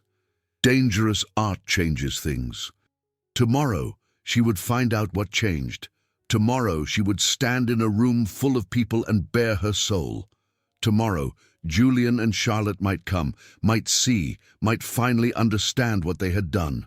Or they might not. And Ellie realized, standing there in the quiet gallery, that it did not matter. She had already changed. The transformation was complete. Whether they saw it or not was irrelevant. "Let them come," she whispered to the painting. "Let them judge. Let them see what happens when you try to erase a woman who learned she was never the problem." The painting stared back at her, her own face captured in the moment of choosing power over invisibility. Tomorrow, the world would see, But tonight, in this quiet moment, Ellie saw herself, finally, fully, without apology, and that was enough. The gallery opening was set for 7 o'clock on a Friday evening in July. By 6 dusk, people were already arriving. Ellie stood in the small back room, wearing a simple black dress she had bought for the occasion, paint still visible under her fingernails because she had been touching up a piece until the last possible moment. Her hands shook as she tried to smooth her honey-blonde hair, finally giving up and leaving it in its messy bun. This was who she was now, not polished, not perfect, just honest. Sam poked his head in. "You ready?" "No, but I am doing it anyway." "That is all courage is," he smiled. "Your family is here, your parents, Leo, Dot, Father Michael. Marcus just arrived. And Ellie, the place is packed. I have never seen this many people at an opening. Julian? Not yet. But it is early." Ellie took a deep breath. "Let us do this." She stepped into the gallery and was immediately overwhelmed. Easily 100 people filled the space, all looking at her work. She saw her father, Robert, standing before one of the early paintings with tears on his weathered face. Her mother had her arm around Leo, who was pointing excitedly at the colors. Dot was chatting with Sam, while Father Michael stood quietly in a corner, simply bearing witness. And then she saw the paintings through their eyes, raw, powerful, honest, the story of a woman learning to exist again.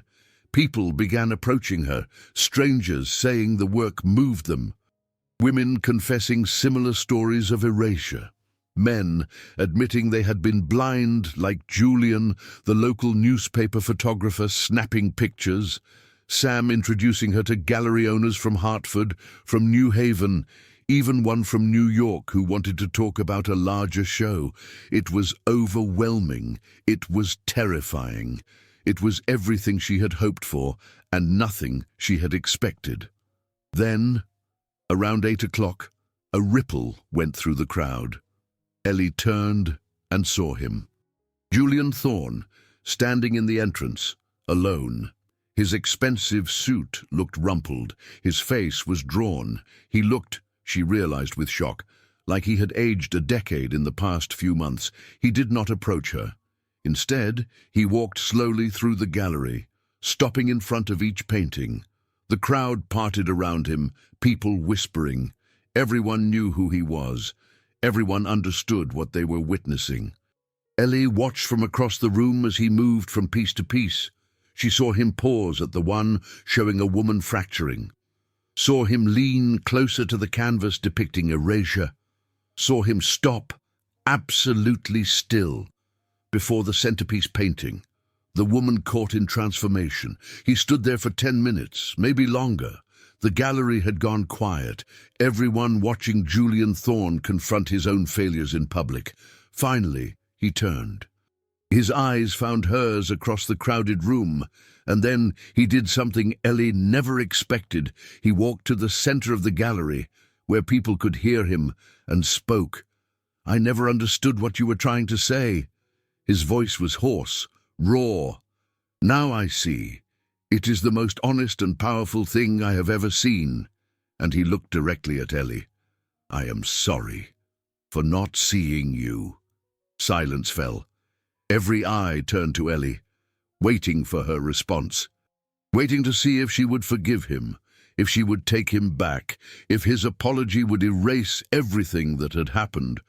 Ellie looked at Julian, really looked at him, and she saw not the man who had once had power over her, not the billionaire who had made her feel small, just a man who had lost something precious through his own choices and was finally beginning to understand what he had thrown away. She nodded once, a simple acknowledgement of his words.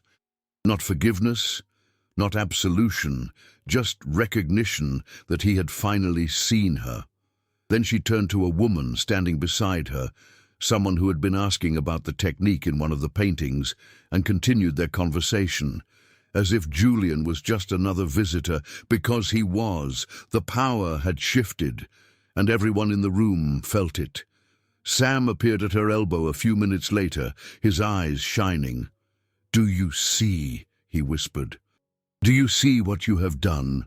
Ellie looked around the gallery, at the paintings that showed her journey from invisible to undeniable, at the people moved by her honesty, at her son who was telling his grandmother that Mommy was brave, at her father who caught her eye and nodded with quiet pride, at the community that had held her through the transformation, and at Julian, leaving the gallery alone, his shoulders bowed, finally carrying the weight of his own choices.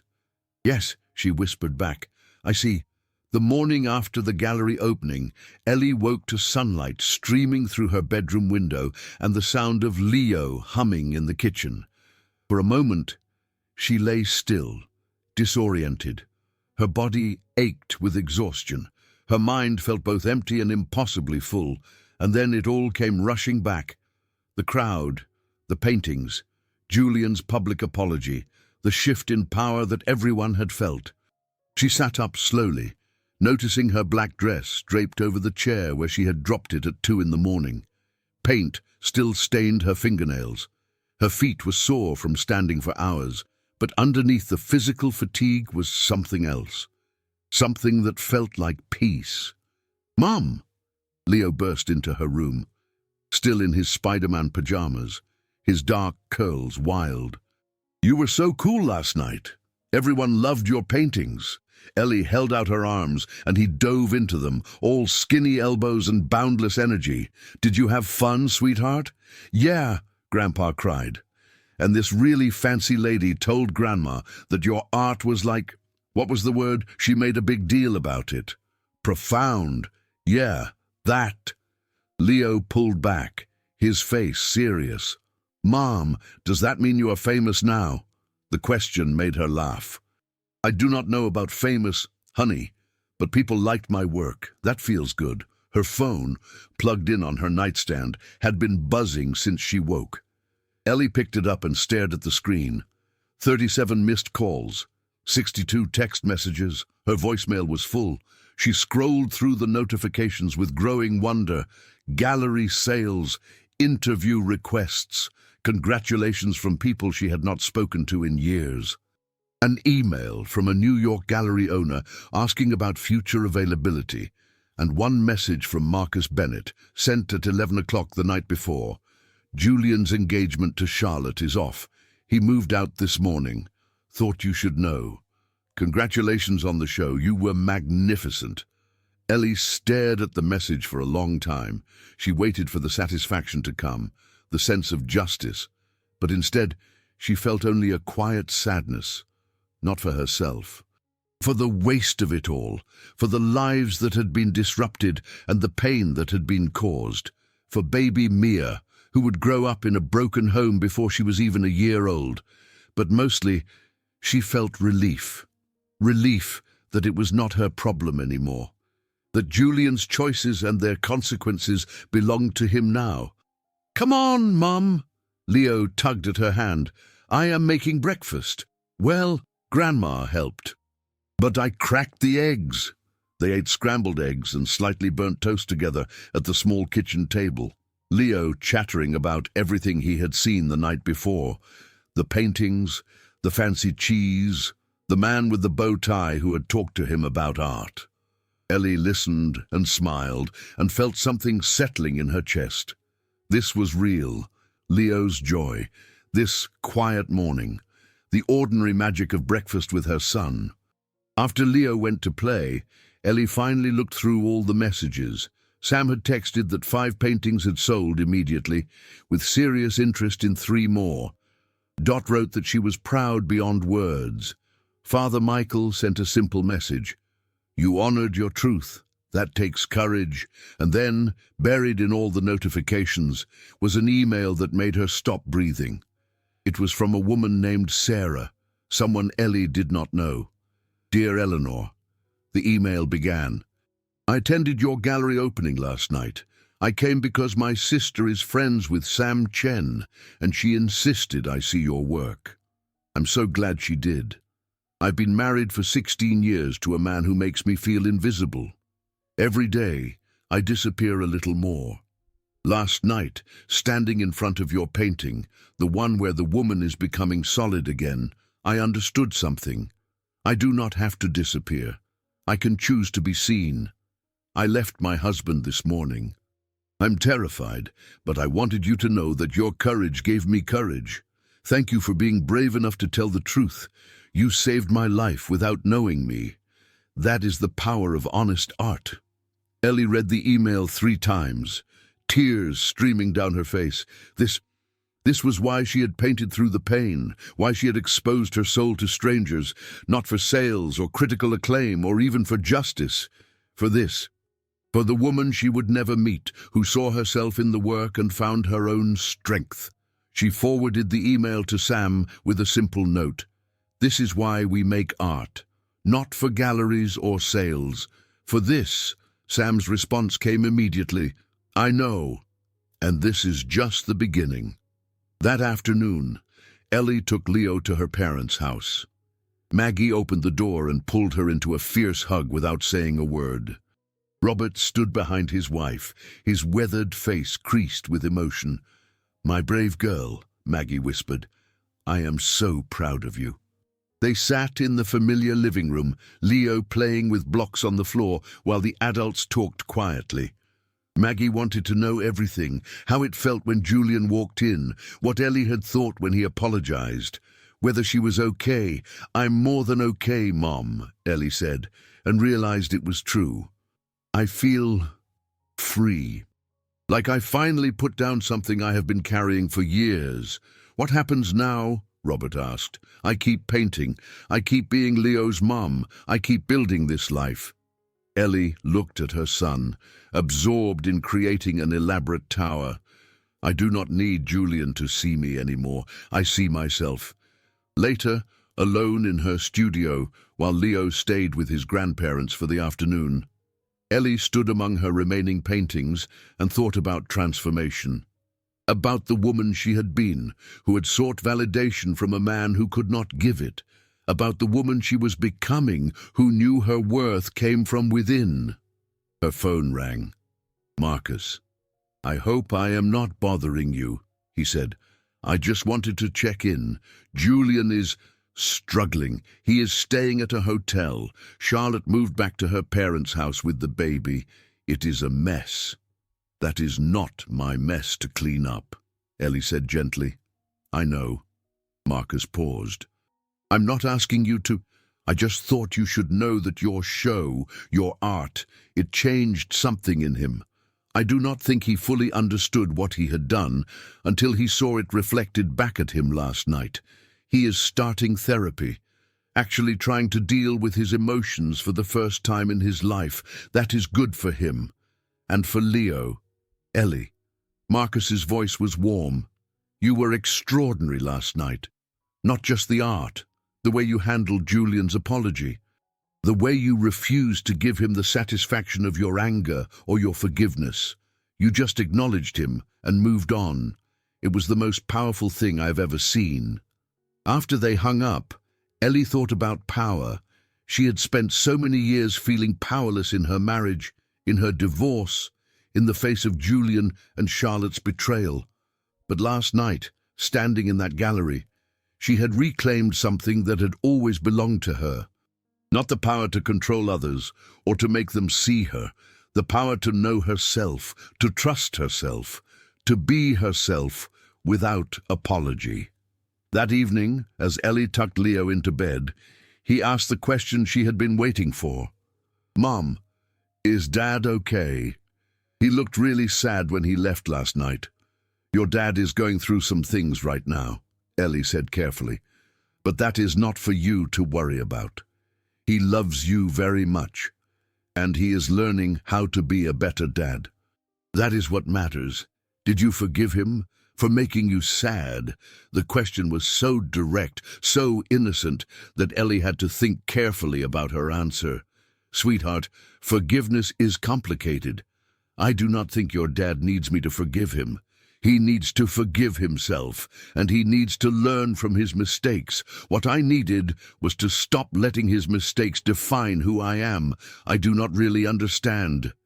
Ellie smiled. That is okay. You will when you are older.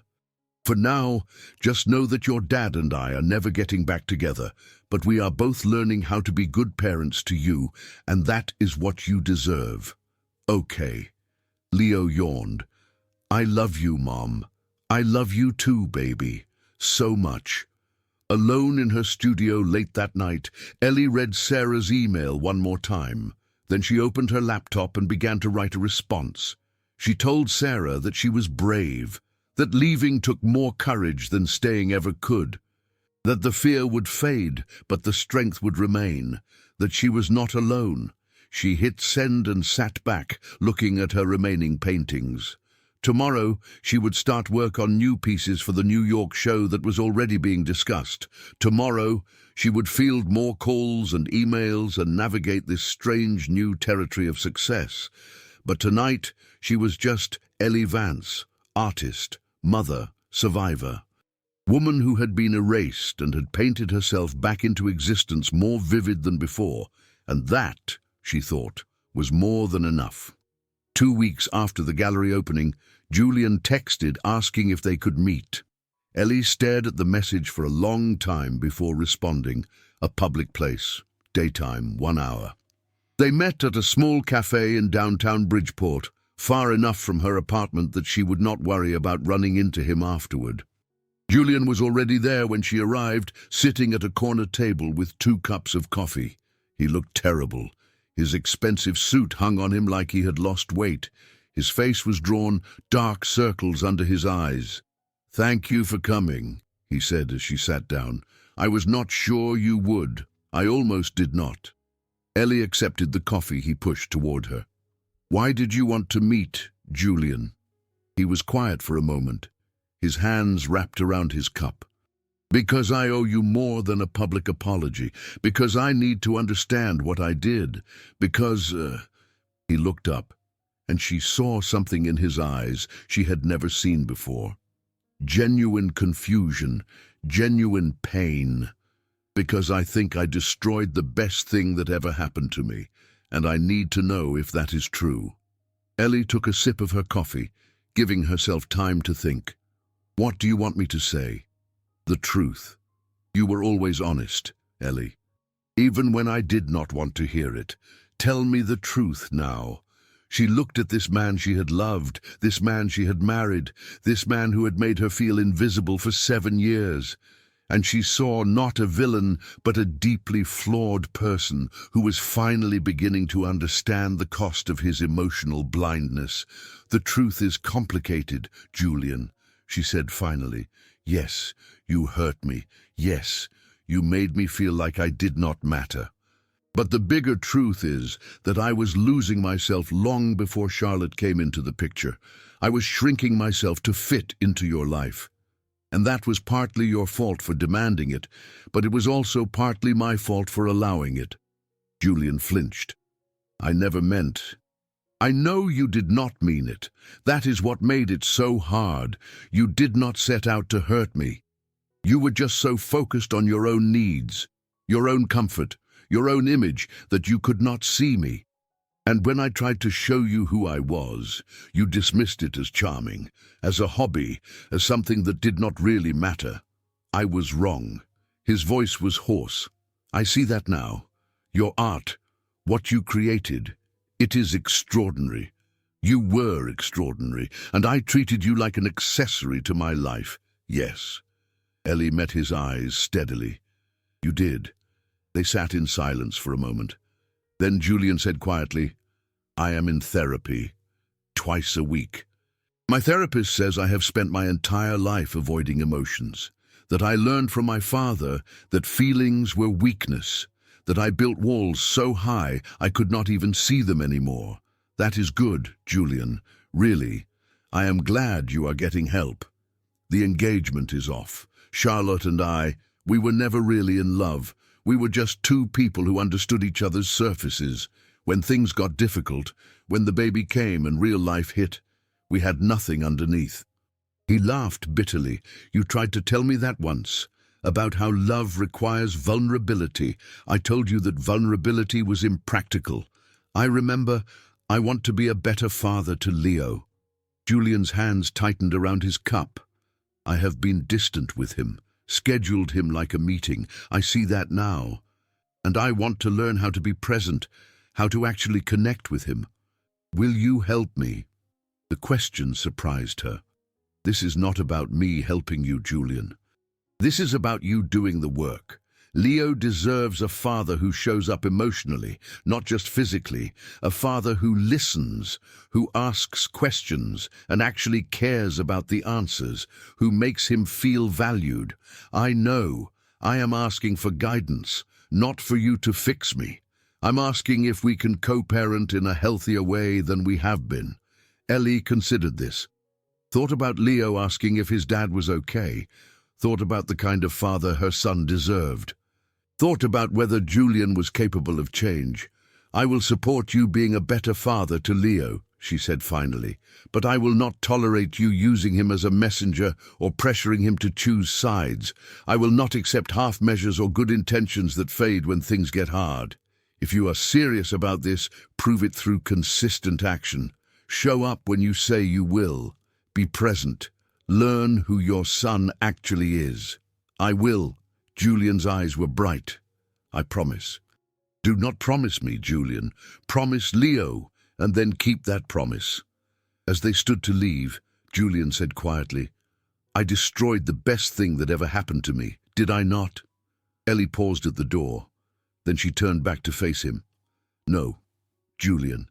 You lost a woman who was losing herself, what I have built since then. She gestured to encompass not just her art, but her entire new life. That is the best thing that ever happened to me. And you did not destroy it. You could not, because it was always mine. She walked out of the cafe into the bright afternoon, leaving Julian to sit with that truth. And as she drove home through the familiar streets of her Connecticut town, Ellie felt something settle even deeper. Not forgiveness exactly, but release. The acknowledgement that Julian's journey was his own, and she was no longer responsible for guiding him through it. Her phone buzzed with a text from Sam. New York Gallery confirmed. They want to schedule your show for December. Are you ready? Ellie smiled as she typed her response. Yes, I am ready. By the time October arrived, Ellie's life had transformed in ways she was still learning to navigate. Her small studio above the bakery had become too cramped, so she had rented a larger space 3 blocks away. Sam had officially hired her as associate director at the gallery, which meant she had a steady income for the first time in 2 years. She was teaching art classes on Saturday mornings to a group of women who reminded her of herself, women looking for their voices. Leo had started 2nd grade with a confidence that made her heart swell. He talked about his 2 homes, the one with Mom and the one he visited with Dad, with matter-of-fact acceptance. And Julian, to her surprise, was keeping his promises. He showed up when he said he would. He asked Leo about school and actually listened to the answers. He was learning, slowly, to be present. The transformation was not perfect. There were still awkward moments, still old patterns that surfaced, but there was also genuine effort, and that mattered. On a crisp Saturday morning, Ellie and Leo raked leaves in the small yard behind their apartment building. The air smelled of autumn and possibility. Leo jumped into the pile they had carefully created, scattering leaves everywhere, and laughed with pure joy. Mom, he said as she helped him up, brushing leaves from his hair, are you happy now? Ellie paused, considering the question seriously. I am not happy every single moment, honey. Sometimes I am tired, or worried, or sad. But overall, yes, I am happy. And more importantly, I am me. Does that make sense? Leo nodded thoughtfully. Like how I am me even when I'm grumpy, she laughed, pulling him into a hug. Exactly like that. That afternoon, her parents came by to celebrate their 40th anniversary with a quiet family dinner. Maggie had made pot roast. Robert had bought flowers. And they sat around Ellie's small table telling stories about the early years of their marriage. The struggles and the triumphs, the times they had almost given up and the reasons they had stayed. "What kept you together?" Leo asked, his serious eyes moving between his grandparents. "We liked each other," Robert said simply. "Even when we did not like each other very much, we still liked each other underneath. And we remembered that marriage is not about finding someone perfect. It is about finding someone worth fighting for, and then doing the fighting." "Your grandfather is wise," Maggie said, squeezing her husband's weathered hand. "And also we talked, even when it was hard, especially when it was hard." After they left, Ellie cleaned up the dishes and thought about marriage, about partnership, about what she would want if she ever opened herself to love again. Not someone who made her feel small, not someone who treated her dreams as hobbies, someone who saw her fully and loved her not despite her complexity but because of it. But that was for some day. For now, she had her art and her son and her slowly expanding life. That was enough. More than enough. The holiday season crept up faster than Ellie expected. Suddenly, it was mid-November, and she was juggling preparations for the New York show with Thanksgiving plans and Leo's school program and 100 other small details that made up a life. And with the holidays came Leo's questions, harder questions this time, the kind that could not be answered with platitudes. They were at the grocery store when Leo spotted Charlotte in the produce section. Ellie saw her former friend at the same moment, and for a split second she considered turning her cart around and leaving. But then Charlotte looked up, and their eyes met, and it was too late. Charlotte looked different. Her hair was pulled back in a simple ponytail, no makeup, sweatpants and a worn jacket. Baby Mia was fussing in the shopping cart, and Charlotte looked exhausted in a way that went beyond physical tiredness. "Ellie," Charlotte said quietly. "Charlotte." They stood there for a moment, two women whose lives had collided and diverged, strangers now in every way that mattered. Leo pressed closer to Ellie's side, watching them both. "I saw your show," Charlotte said finally. "In the paper. It looked beautiful. I am glad things are working out for you, thank you." Ellie's voice was neutral. "How are you?" Charlotte's laugh was hollow. "Honestly, I am tired and alone and trying to figure out how I became this person." Her eyes filled with tears. "I am sorry, Ellie, for what I did, for who I became. I know you do not want to hear it, but I need to say it anyway. I am so sorry." Ellie looked at this woman who had once been her closest friend and saw not a villain, but a person who had made terrible choices and was living with the consequences. She felt no satisfaction in Charlotte's pain, but she also felt no obligation to make it better. "I hope you figure it out, Charlotte," she said. "For Mia's sake." And then she turned her cart and walked away, Leo's hand in hers, leaving Charlotte standing in the produce aisle with her apologies and her regrets. In the car, Leo was quiet for a long time. Then he said, "That was Miss Charlotte." "Yes." She looked sad. "Yes, she did." "Are you still mad at her?" Ellie thought about this carefully. "I am not mad anymore, sweetheart, but that does not mean we are friends. Sometimes people hurt us in ways that cannot be fixed. And that is okay. We do not have to be angry forever, but we also do not have to pretend everything is fine. That makes sense." Leo was quiet again. Then, "Mom, do you think people can change?" "I think people can change if they really want to. If they are willing to do the hard work. Your dad is trying to change, and I am proud of him for that. But change takes time, and sometimes the hurt they caused does not go away just because they say, 'Sorry.'" "Okay." Leo nodded. "Can we get pizza for dinner?" The subject change was so abrupt, so perfectly childlike, that Ellie laughed. "Yes, we can get pizza." That evening, after Leo was in bed, Ellie sat in her expanded studio and thought about growth, about how transformation was not a straight line, but a winding path with setbacks and detours, about how healing was not about erasing the pain, but about learning to carry it differently. She pulled out her laptop and found an email from Leo's teacher. "Thought you might like to see this," the message said. "Leo wrote this essay for our family unit. He wanted me to send it to you." Ellie opened the attachment and began to read My Mom the Artist by Leo Thorne. My mom is an artist. She paints pictures that tell stories. Sometimes the stories are sad because sad things happen to her. But my mom teaches me that when bad things happen, you can make something beautiful. She says art is how we tell the truth when words are not enough. My mom used to be really sad, but now she is happy most of the time. She works really hard, but she always makes time for me. She says being a good mom is more important than being a famous artist. But I think she can be both. I think my mom is brave because she did not give up when things were hard. She kept going. She kept painting. She kept being my mom. That is what brave means. Not being scared, but doing the hard thing anyway. My mom is my hero. Ellie read the essay 3 times, tears streaming down her face. Then she printed it and hung it on the wall of her studio, right beside her workspace where she would see it every day.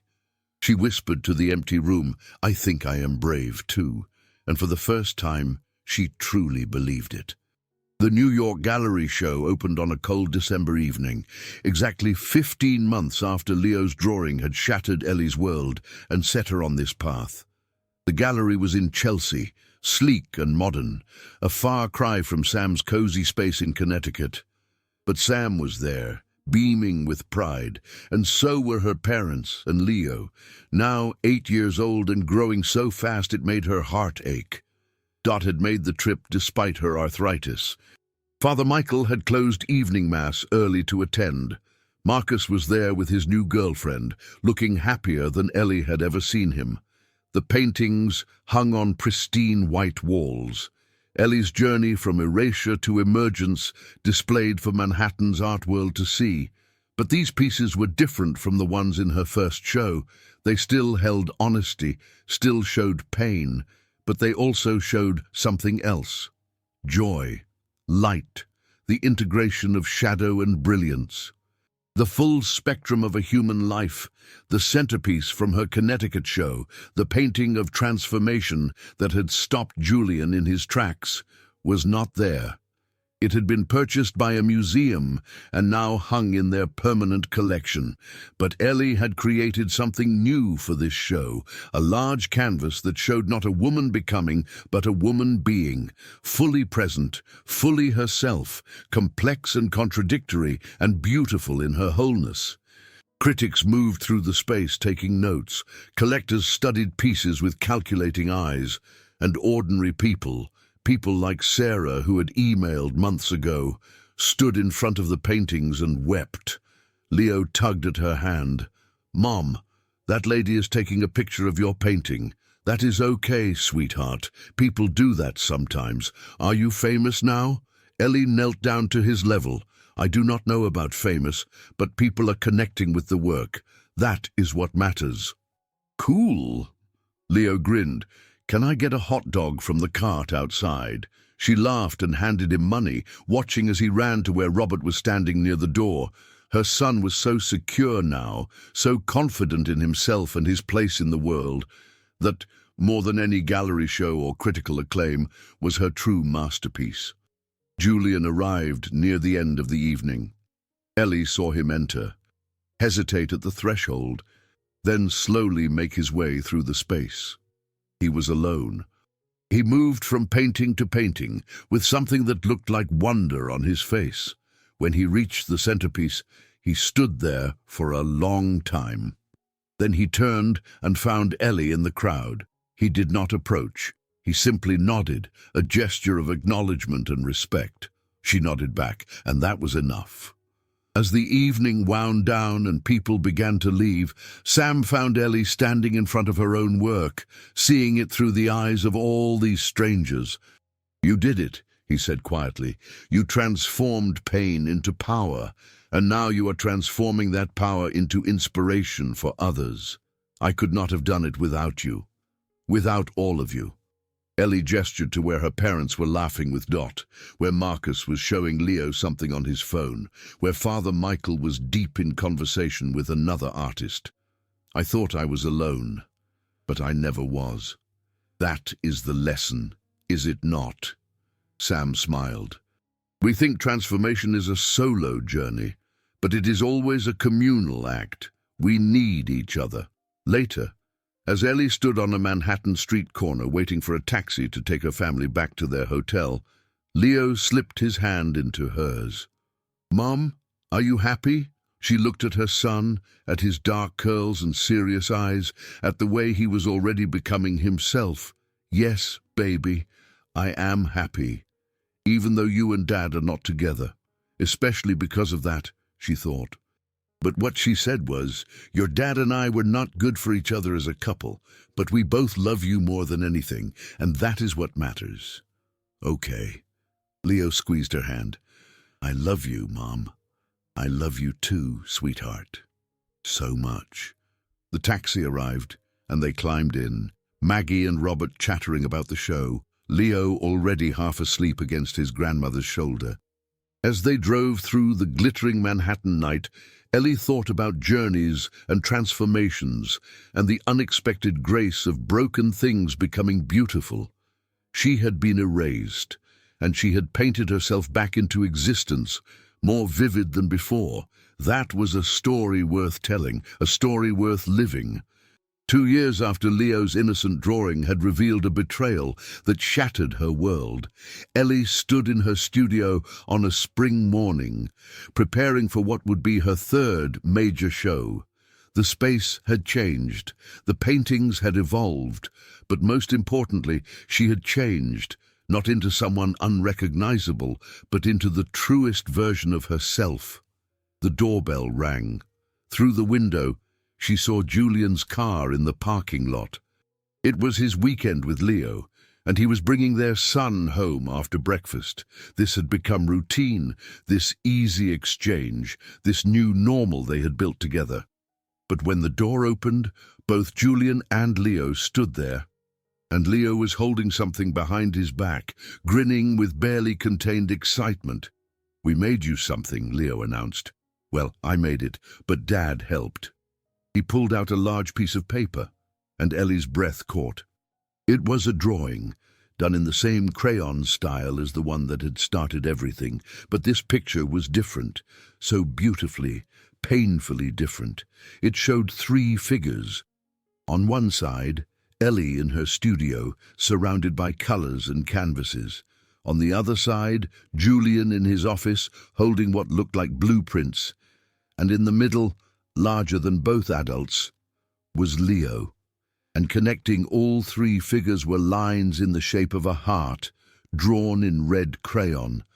At the top, in Leo's careful printing, were the words, "Family is love."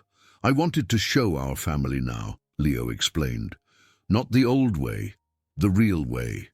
Because teacher says family is not about living in the same house. It is about loving each other even when you are different." Ellie's eyes filled with tears. She knelt down and pulled Leo into a fierce hug. "It is perfect, baby. It is absolutely perfect." When she stood, Julian was watching her with an expression she could not quite read. "May I come in for a moment?" he asked quietly. "Of course." Leo ran to his room to play, leaving the adults in the studio.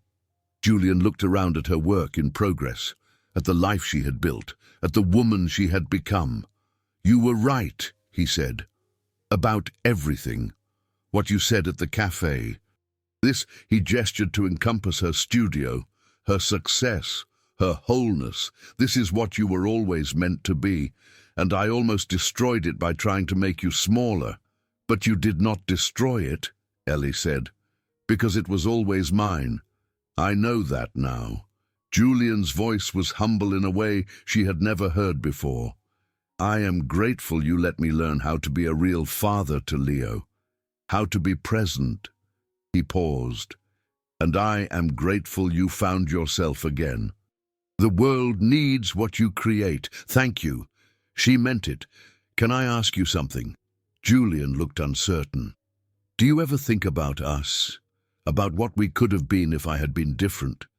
Ellie thought about this carefully. Sometimes. But then I realized that is not the right question. The better question is, who am I now because of everything that happened? And the answer is that I am someone I actually like, someone I respect, someone who knows her worth. That is a good answer, Julian, she said gently. You are becoming someone you like, too. I see it in how you are with Leo, in how you show up. That is what matters. Do you think we will ever be friends? I think we are learning to be good co-parents. That is enough. After he left, Ellie stood holding Leo's drawing, studying every detail, the way he had drawn her with a smile, the way Julian held blueprints instead of a phone, showing his new presence, the way Leo had made himself the largest figure, secure in his place in this redefined family, and most of all, the heart that connected them, the acknowledgement that love took many forms and none of them required perfection. She hung the drawing on her wall, right beside the essay Leo had written months ago, 2 pieces of art created by her son, 2 snapshots of their journey from broken to whole. "Mom," Leo called from his room. "Can we get ice cream, all 3 of us?" Ellie looked at Julian, who was still standing in the doorway. He shrugged, a small smile on his face. "If you are okay with it?" "Sure, honey," she called back. "Let us get ice cream." As they walked to the small shop 2 blocks away, Leo between them, chattering about school and his friends, and the hamster he still desperately wanted, Ellie thought about endings and beginnings, about how the story she thought she was living had ended, but a better story had begun, about how pain had been the doorway to power, and power had become the pathway to purpose. They sat at an outdoor table despite the spring chill, eating ice cream and watching people walk by. Leo got chocolate all over his face.